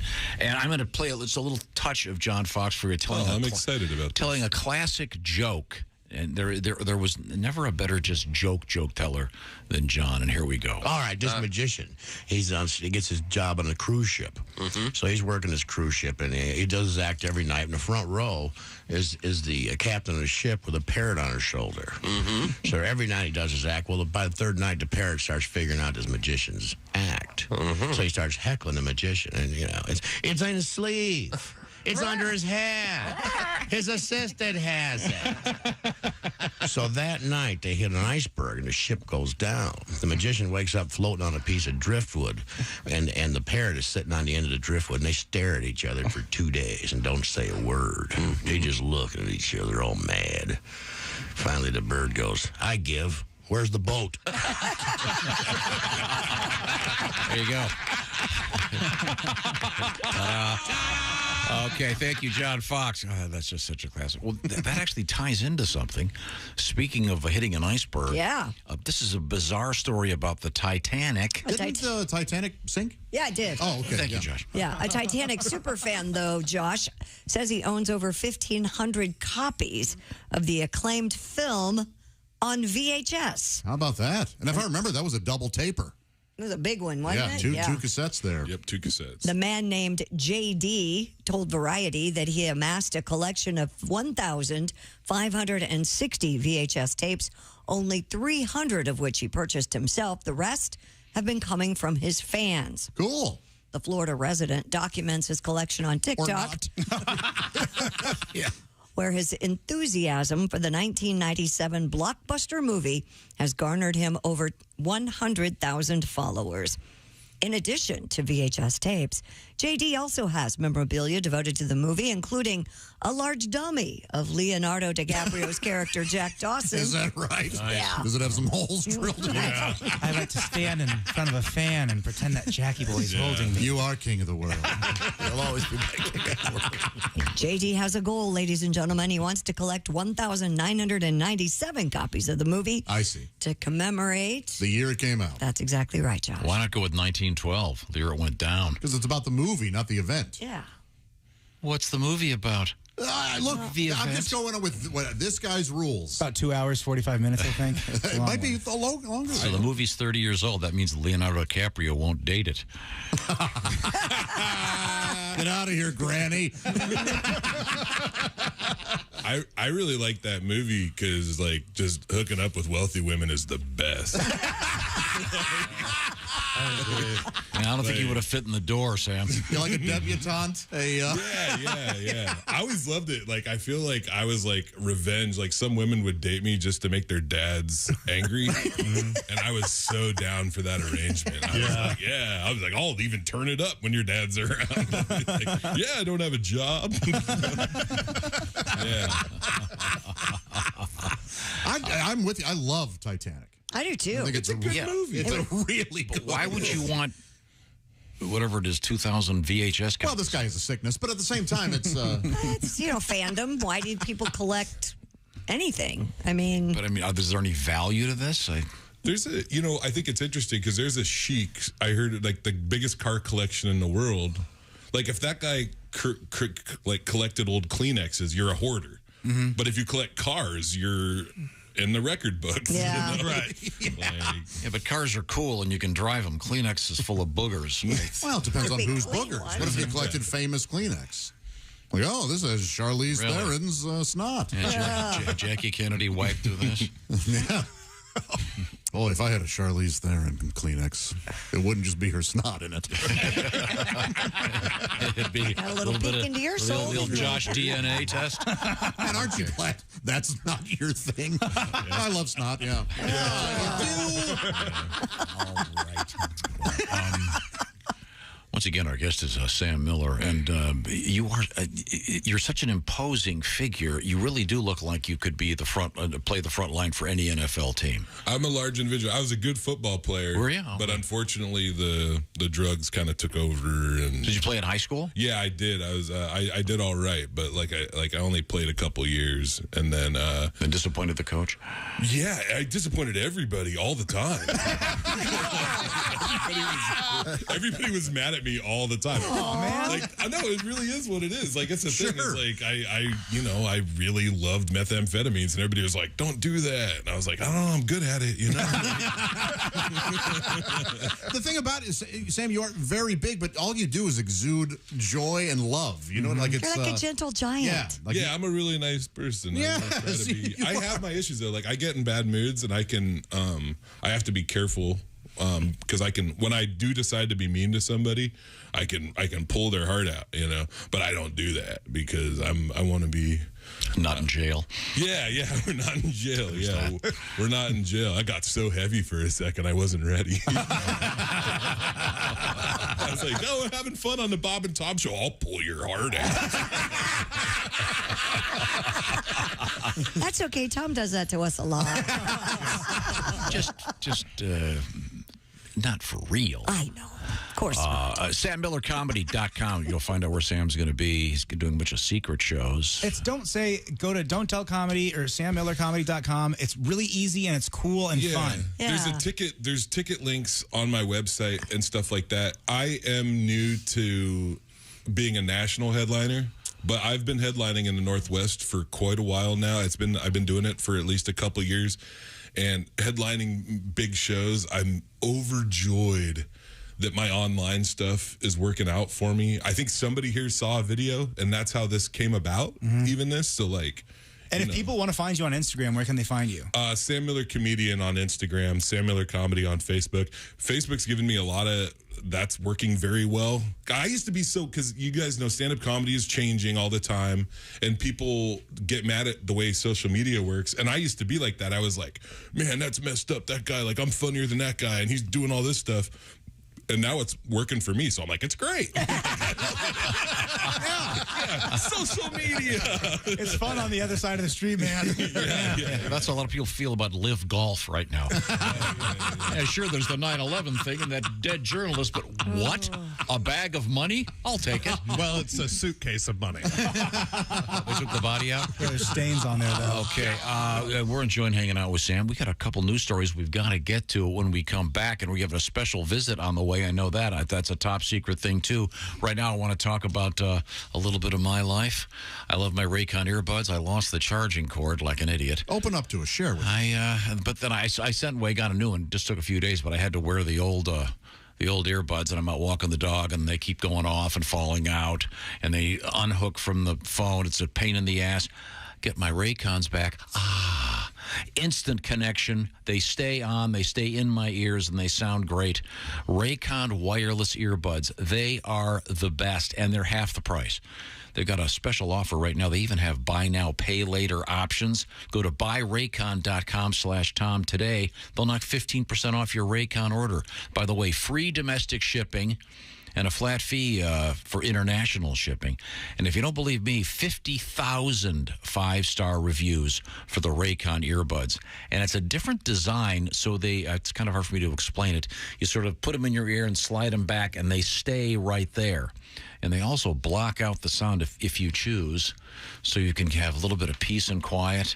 Nothing better than taking that wireless leaf blower, walking to the far reaches of your yard, and just take that while listening to your favorite thing on your... Yeah, this is a commercial about earbuds, please. Oh, sorry. Buyraycon.com/Tom. They don't come with a leaf blower.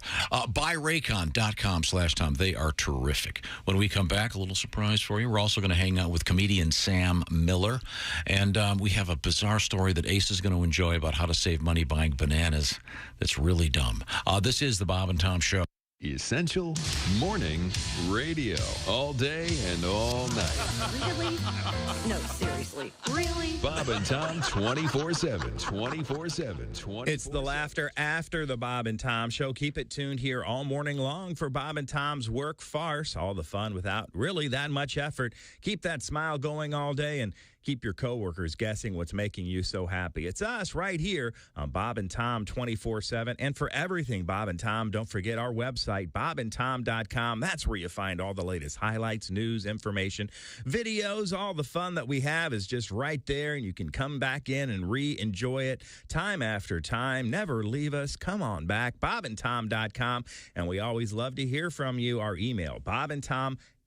bobandtom.com. Send us your requests, your junior win bag letters, or any comment about the show or a topic that we're on. We love to hear from you, our listeners. And again, Bob and Tom at bobandtom.com is our email address as we roll through this Friday with you right here on Bob and Tom 24/7.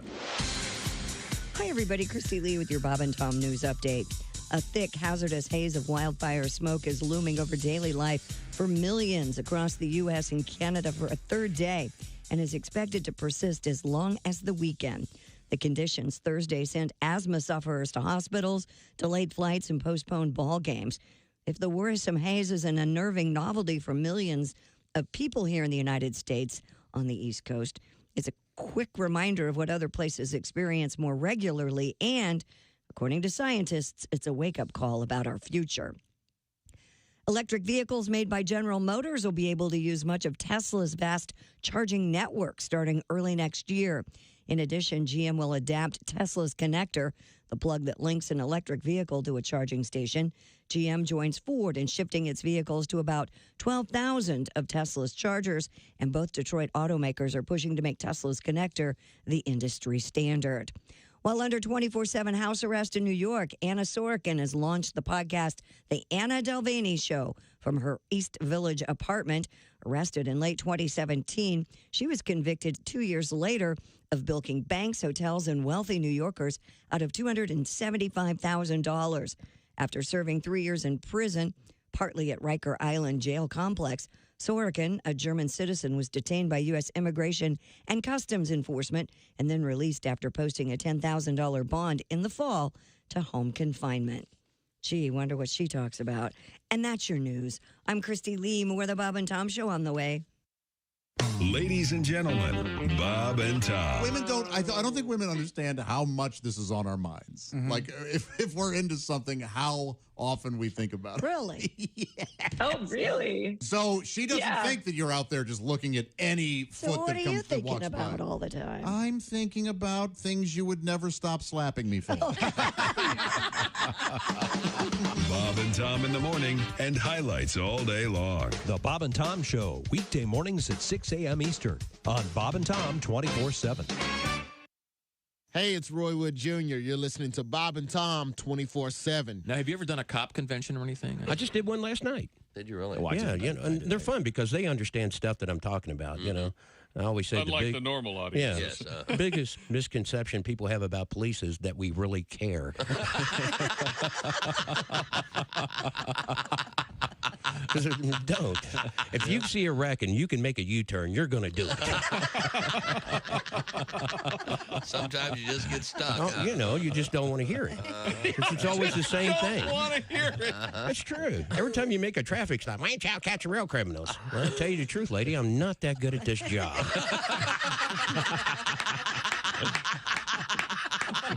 I'm trying to figure out a way to get disability without actually hurting myself. See, I was a smart aleck. Didn't take it all that serious. Oh, yeah. Did you? Oh, heck no. People would make U-turns on the expressway. I'd pull up behind them and go over my microphone and go, you know, because it says authorized vehicles only. I'd pull up behind them and go over my microphone and go, I authorize you. I don't care. You can't be subpoenaed if your name's not on anything. That's the way I always felt about it. Bob and Tom, 24/7. Oh, yeah. Yeah. You just ruined it.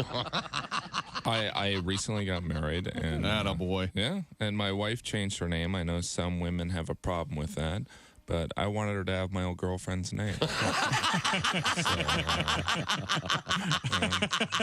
must really love you.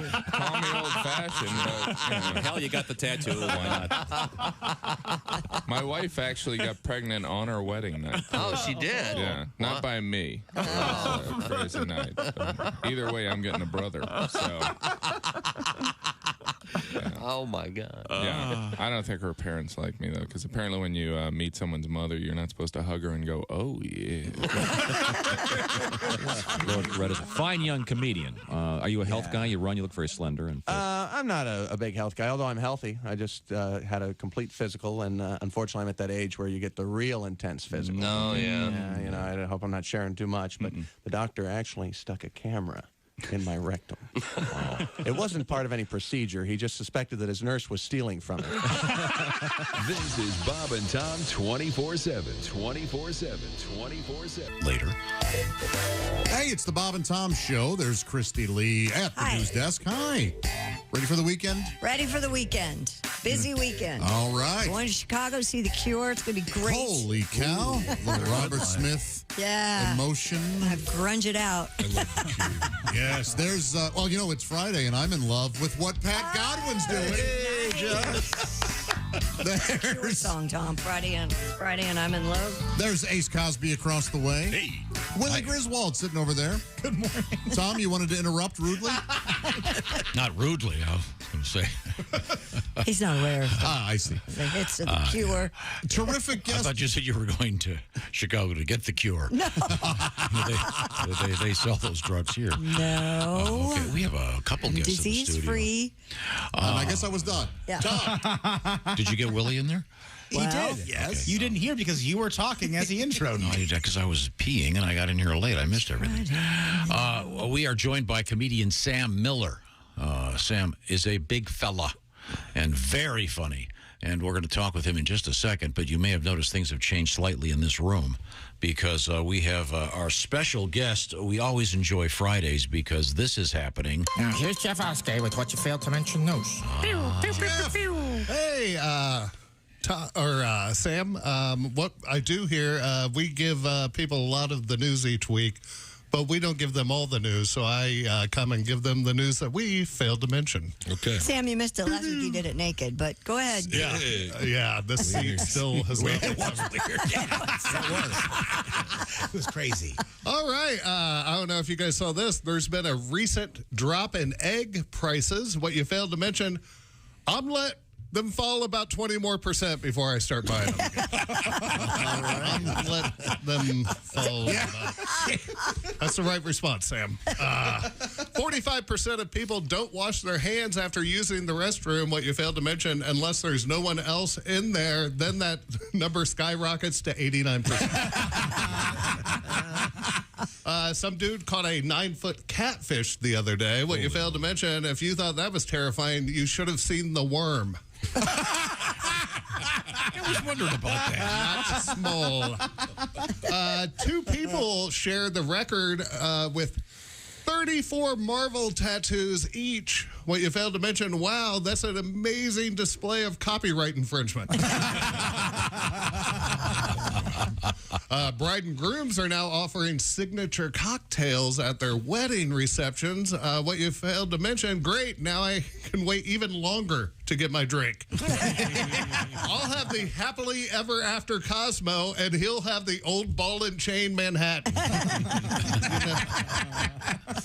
Okay. Oh, you might be interested in this, Sam. Some study somewhere said that a lot of men bring condoms to funerals. What you failed to mention, I don't blame them. Last thing you want to do is make things worse by accidentally knocking up the widow. I thought that was going to go someplace. Yeah. That's what I do, Sammy. Yeah, I thought it was going to be knocking up the decedent. What kind of show is There'll be an exhumation in 9 months. We learned that old Dutch painters used to use beer to prime their canvases. What you failed to mention, come to find out that Dutch boy on the can of paint is hammered. Who knew? That's why he's always smiling. I love the dumbness of that joke. I never thought about nice. that. That kid's hammered. I like that he tags it up with a groan. Some temple somewhere has a gigantic vagina sculpture for people to worship. What you failed to mention, they also have a G-spot sculpture, but you need a lady's help to locate it. Not me, my friend. Not me. You know exactly where it is, huh? Just go in and hook up a little. That's right. The come hither, right? Yeah, I get it. And we're going to close on this. Sometimes I tell jokes, and sometimes they don't work, like you saw previously. I had a joke a couple months ago about the what's the telescope? That's the Hubble. Hubble. Yeah. Hubble. The Hubble telescope took a selfie, and my joke was feeling cute. might delete light years later. Love it. I love that joke. Yeah. Well, I showed that to my daughter, and my daughter goes, "You dumbass. Light year is not a measurement of time, it's distance. So that joke doesn't even work." And I go, "It's a play on words." She goes, "It's a play on stupidity." Okay. I'm Jeff Oskey, and this has been the news that I failed to mention. Here's Jeff Oskey with what you failed to mention news. Very nice. Very much. The Hubble, that's the old one, right? Yeah. Wait, no, is it still around? I don't know what telescope. Still up there. Oh, I got it confused. It was the James Webb. James Webb. The Webb. My bad. Yeah. You know, there's the Jack Webb telescope. This is. Oh, you're going to love this, Sam. Yeah. Any idea who Jack Webb is, Sam? Not a clue. I was in jail. Correct answer. No, it's not that you were in jail. You were not born. Yeah, no, you were in a testicle. People tell me about stuff all the time. They're like, "Have you seen da-da-da?" I'm like, "No, I was on a couch." I don't know what that is. I'm so sorry, I haven't watched The New Girl. I was a little busy. Exactly. Trying to survive. You get me. I see you, Sam. Jack Webb played a detective on television back in the 60s. On a show called Dragnet. Yeah. So the Jack Webb telescope can see dirty hippies here on Earth from space. He was a detective. Yeah, he was the man. Very exciting. Jack Webb. I thought Jack Webb was, to go back to Oskey's joke earlier about the copyright infringement of the Marvel tattoos. Yeah. I thought Jack Webb was just the tattoo you get because legally you can't get Peter Parker. Right. This is Jackie Webb. I'm Spider Guy. Did you see the there was I've got this Spider-Man story. We never did get to. Do you have that one? This is What's he up to these days? Well, I think it was a world record, wasn't it? Yeah. Is it like a real Spider-Man, like the guy who climbs buildings? Oh, yeah, that like the fly French guy? guy? Yeah. It was, here it is. I got it. 685 people gathered at a mall, all dressed as the various incarnations of Spider-Man. I see. This happened at a place called, Bukit Tinggi in Malaysia. Malaysia. I bet you their bourbon chicken is amazing. This is they were At the mall. You don't get the bourbon chicken samples when you go to the mall? Yeah, they always have You them. do. We all thought you were just being racist. We didn't know there was a real joke in there.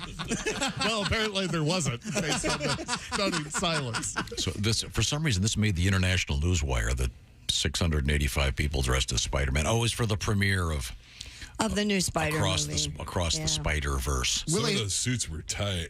I saw that picture. A lot of spider bulges. How many different Spider-Mans are there? I mean, I guess with the so-called multiverse, it gets nerdy. And the big two are Peter Parker and Miles Morales. Right. But now they've opened it up. There's Spider-Pig, there's Lego Spider-Man, and they can all live within this universe. So these people dressed up as however they wanted. And they included also Miguel O'Hara and Gwen Stacy, too. So, very cool. That movie ruled. I saw it it's like the last thing I did with the kids. My before daughter I left loved it, on too. tour. Yeah. Before I leave on tour, I try to do like some really fun stuff with the kids before I abandon them. to chase my dream. It's a real Everclear song over there. I'm like, remember this, you know. Cats in the cradle of the sun. No, they're doing good. You like the Spider movies, do you? I love those movies, but I'm tired of the Marvel movies. I got the whole Infinity War thing. Like, I remember when I watched all of them, and then at the very end, it's like, what the hell was that? like I spent so much time. And I love the movies, but I feel like the fans are ruining them. I saw the most recent live action Spider-Man, whatever it's called. And in that, there's a cameo. Sorry, no spoilers, but the Daredevil character shows up, not in costume, but as the lawyer, Matt Murdock. And I was kind of excited because I recognized him from the Netflix show. But all of the nerds in the theater were insatiable. Just, oh, it's Daredevil! Oh, it's Daredevil to the Spider-Man! Oh! When I saw it, there was a collective gasp.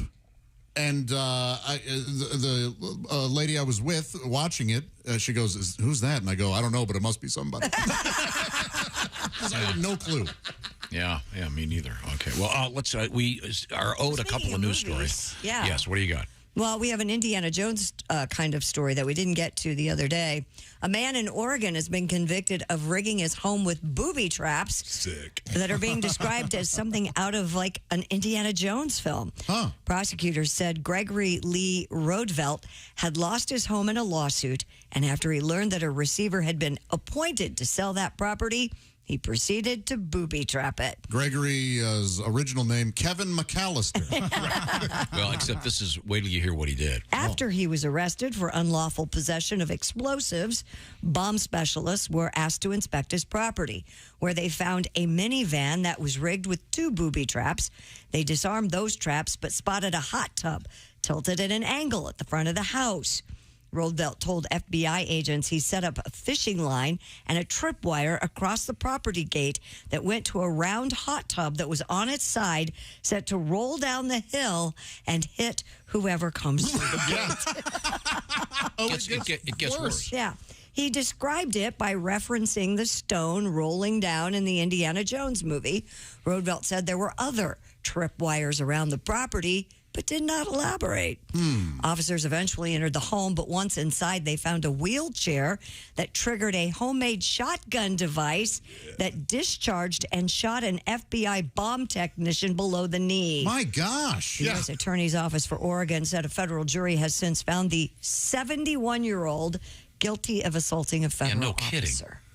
Yeah, that's crazy. I hope his next movie is Raiders of this guy's new ass. Why is it new? The ass is new to his roommate, or a cellmate, sorry. Oh, finally, a new ass. Good day, fellas, good day. This guy's a monster. Yeah, he is. Again, this is why I'm not a judge, because you'd find something booby-trapped. That's terrifying. How old is that hot tub? I haven't seen a round hot tub in like 30 years. Like, they're all kind of squared out. Well, the guy's 71. Yeah, that's true. That's what you took out of this? Yeah. Yeah, it's not going to work. I just you see all these commercials for these Ring doorbells, and I like that guy's just kind of doing it his own way. Yeah. This is home defense, old school. This is how Rambo would have done it. This guy's a jerk. What? He could have killed somebody. He tried to. Yeah. It's awful. Okay, well, Christy Lee, once again, is at the news desk. We're hanging out with comedian Sam Miller. Information about Sam can be found at sammillercomedy.com. And Sam is really funny, and he's doing a couple shows around town. But right now, you've got a bunch of dates coming up. I'll talk about that in a second. First of all, Christy, what have you got over there? An Australian influencer is being ripped online after he claimed to save money by peeling grocery store bananas before weighing them. Wow. Which had critics advising his girlfriend to dump the, quote, cheapskate. Yeah, no kidding. A video detailing his unorthodox... Yeah, now he has more money to spend on jewelry for you. Yeah. Oh, bananas are so cheap anyway. What's he going to save, 3 cents? Yeah, it's kind of weird. It's like the cheapest thing. It has amassed 800,000 views on TikTok, his unorthodox method of conserving cash. So somebody's watching it. How does he transport them then? Because bananas are gross to just set down on something. He must put them in a plastic bag. No, one but of those they're going to be bags. brown by the time he gets home. True. Well, he could freeze them, I guess. He can make banana bread immediately. Yeah. Smoothie. Smoothie? Just eat them in the store. Ace likes this idea. I like Sam's idea of just having a snack. I like these folks that go right up to shoplifting, but they're just not willing to cross the line. It's like, hey, listen, you're halfway there. Just take the banana. So, Ace, do you buy 2-ply toilet paper and split it up? No, I don't. Okay. I had a friend whose mom would make you do that. No. I'm not. Yeah. Separate the ply? Yeah. Yeah, she'd be like, pull that apart. You can get double. Oh. Are you going to clean my fingernails? You may want to do that right after you finish cleaning the shower curtain. I just use twice as much single ply. Yeah. You know what That's I mean? where Like I'm you at. still are. It doesn't save anything. That's ridiculous. Just tell her you did. I would. Yeah. Who was the actress that insisted she only used 1 square every time? Oh, God. Yeah, there was some famous... Sheryl Crow? Yes, it was a Is that who singer, it was? Sheryl Crow. She only uses... That's what, she's lying. That doesn't impress me Now, does much. she mean when she's dabbing after peeing? Yeah, there's no Can way. you get away after- with one Yeah, you square? could probably if you. He just said that don't impress me much. I want to point out that that's Shania Twain. Shania Twain, her, Jewel, they're all the same person. They all How blend in dare your you? They all have unique personalities, and they're all wonderful butterflies in this world. Wonderful butterfly. Colorful and sweet. Is that another song I should know about? Not at all. It's just the way I say it. We need to teach Sam something today. One of them's hot. I learned stuff a lot. Well, now just stand back. Now, Stevie Nicks. Sam, I know that you Very are good. you are in fact a professional comedian. Correct. And I applaud your professionalism. Correct. You're doing a very nice job. Now, you might take this the wrong way when we say that we would like to school you in comedy. And I always preface it by saying the same thing. Are you familiar with Mr. Tiger Woods? Yes. Fine golfer, but even at his peak, he would take. Even at his peak, he would take. He would have a swing. It's getting longer every day. Yeah, it is. I'm working over here. I'm trying. I want Sam to be comfortable because I can tell he's a little uncomfortable right now, thinking something weird is going to happen. So Tiger Woods takes swing lessons, much the way we're going to give you joke-telling lessons. Ladies and gentlemen. Who's that sexy man with a deep voice? Ace Cosby, here he is with his joke of the day. Sam, I'm dating a homeless woman. I've been there. We're getting kind of serious. Mm-hmm. She asked me to move out with her. That was Ace Cosby's joke of the day. Pretty good. It ties into our theme. It's very good. Sure does. Very good. You know what else is very good? What's that? Omaha Steaks. Go to omahasteaks.com. Use code BTS at checkout. Get $30 off. An unforgettable gift guaranteed to make your dad's day. That's Omaha Steaks. Because, look, if there's one thing we know, it's that dads want steak. Isn't that right, Sammy? Yeah. You like Sammy? Anything, really. Yeah. It's good. I wasn't ready. I didn't know you were going to talk to me real quick. No. I was like, he's doing Omaha Steaks thing. Just wanted to see if you could, talk off the cuff there, and no, you can't. Sam, I was thinking about Shania Twain. Did you have a nickname when you were a kid? People call me Big Sam. For a while, people called me Here's Good. Here's Good. Yeah, because I'd pass out in like bathrooms, and they'd be like, they're like, you can go sleep on the couch, and I'd be like, Here's Good.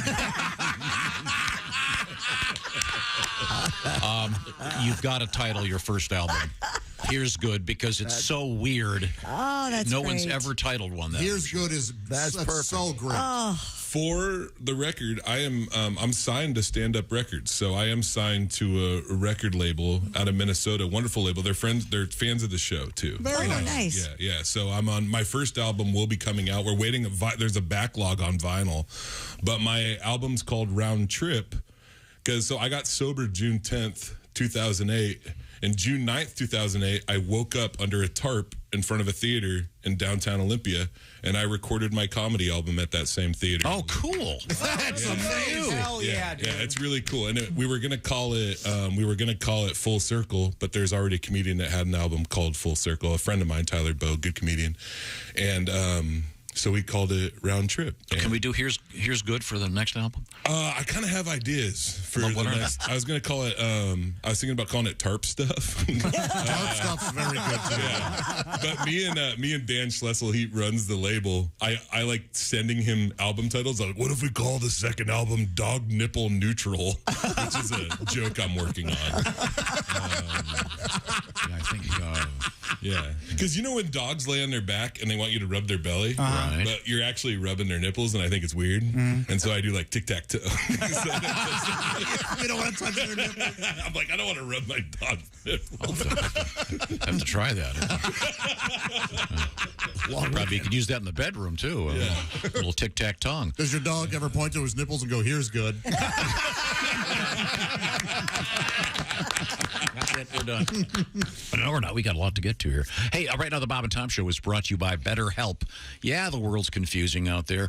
We live in whatever this is, post-COVID. The world is confusing. There are 1,000 channels on my TV. I have no idea how to turn the TV on. I don't know what to watch. I need to find some balance in my life. Maybe you do too. Find some balance in your life with therapy.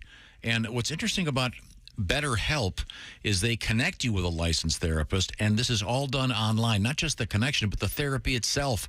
So that journey of self-discovery can be done wherever you are, literally wherever you are on Earth. So BetterHelp will hook you up with a therapist. You take a little questionnaire, you fill it out, and they'll see what's going on and match you with a licensed therapist. And if that doesn't work out, by the way, you can switch at any time, and there's no additional fee.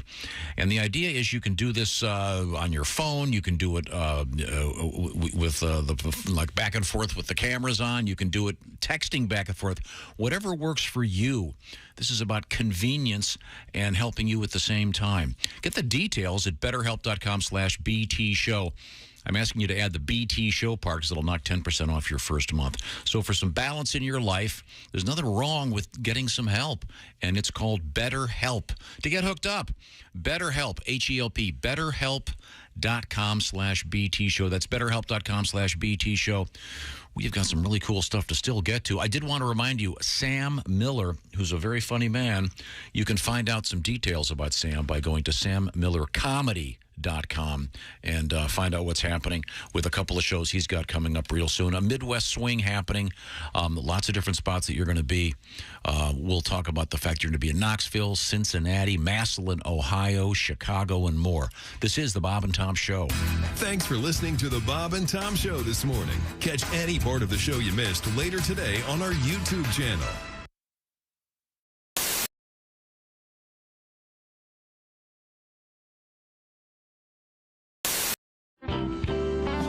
We have Etta May in the studio with us.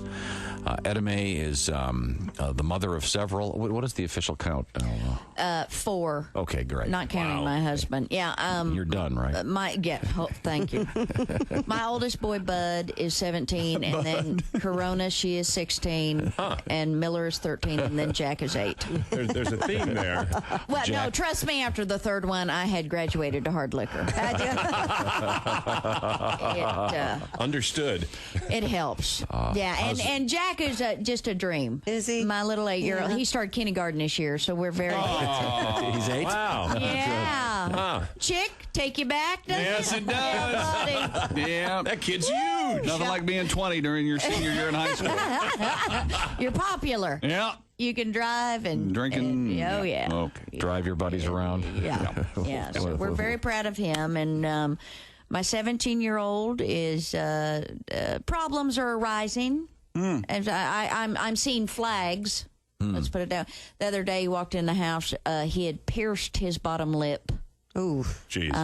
And tried to hide it from me. It's like, you know what? Be a man. Own it. Don't hide it. And it's, it's like, hello, you got a spike sticking out your bottom lip. Man up. I might notice that at breakfast when Cheerios keep getting hung up on it. Yeah, my son, for his graduating class, now looks like a ring toss game. Okay? Yeah, he tries to hide it, and it's like, hey, Mom, I'm gonna go to my room, okay? And it's like, come here, what's the matter with you? Why are you talking? Come here. And I said, put your hand down. And it's like, oh, honey, what did you do? And I said, did that hurt going in? Did it hurt coming out? Oh. Hey, any holes be put in my kid's head, I'll do it. The problem is the kid he runs with. That's the bad influence. This kid has so many piercings, he looks like he was attacked by a nail gun, okay? Somebody from Home Depot did a drive-by on him. I mean, I call him Tackle Box. Sounds attractive. Oh, yeah. Gunner, you can take him fishing. Really? He's got a couple fish hooks right here. Oh, yeah. About 13 lures in his ear, a couple sinkers coming out of his nose. It's convenient, yeah. The kid can't even walk past my refrigerator without all the magnets going.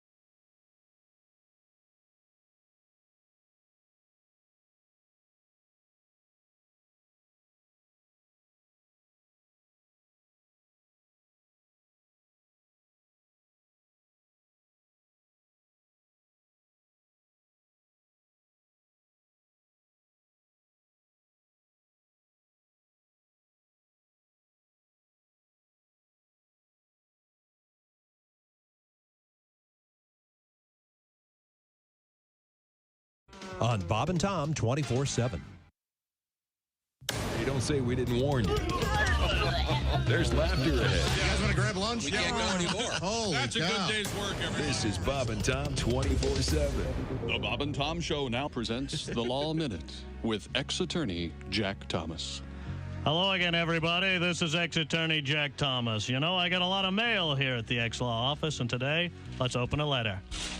Well, this comes from young Davey Radonovich of Kokomo, Indiana. He asks, what is the difference between slander and libel? What kind of idiotic, stupid question is that? What kind of little pea-brain moron would write me? I think if I were you, little Davey, I'd worry more about inbreeding than I would about the law. Davey, that was slander.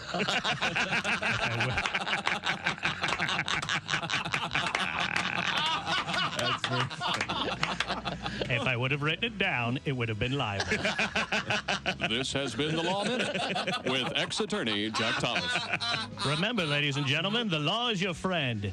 It's the lawyers you have to watch out for. And remember this, the preceding has been a joke, not legal advice. Learn to know the difference.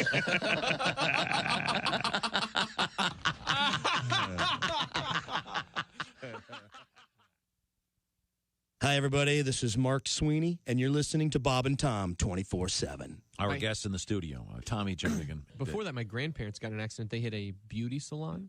Wow.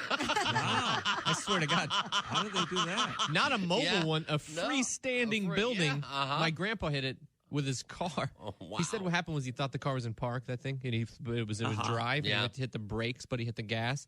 And then he goes, and then my foot went numb. How many excuses? Was there also a tornado? Just say I'm old.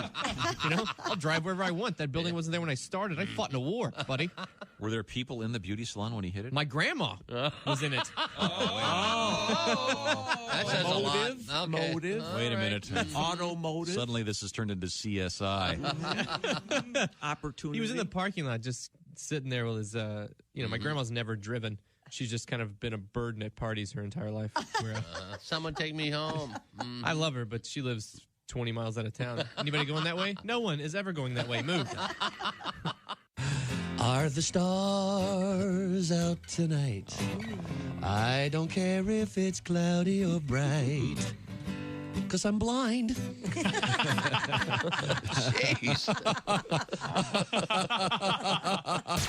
You're listening to Bob and Tom 24/7. You're so weird. You have no idea. Essential Morning Radio. This is Bob and Tom. Welcome back to the Bob and Tom Show. Christy Lee at the news desk. Present. There's Pat Godwin in the performance room. Hey, Josh. Jeff Oskey over there. Howdy.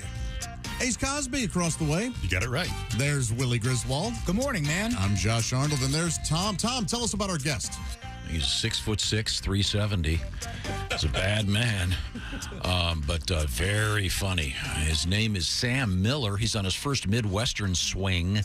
And among other things, he's going to be in Chicago doing 3 shows at the Laugh Factory. Massillon, Ohio at Crackpots, Friday the 16th. And that's Crackpots with a K. Yeah, it is. Cincinnati.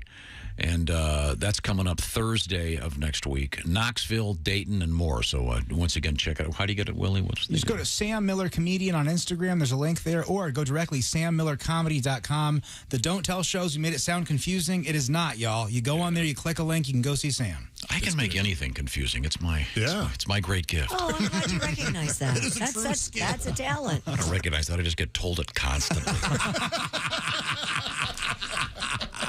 I'm sorry. Well, maybe somebody's right. Now, we were talking to Sam about his various things. You've been in jail. You've been sober for 15 years tomorrow, which is awesome. Very cool, yes. And you had a real rough go there for a while. It was. You mentioned you were a bouncer. Mm-hmm. Were you ever a bouncer at a comedy club? No, I wasn't. I was a bouncer at a bar called McCoy's in Olympia, Washington. Did you ever bounce anybody? Oh, yeah.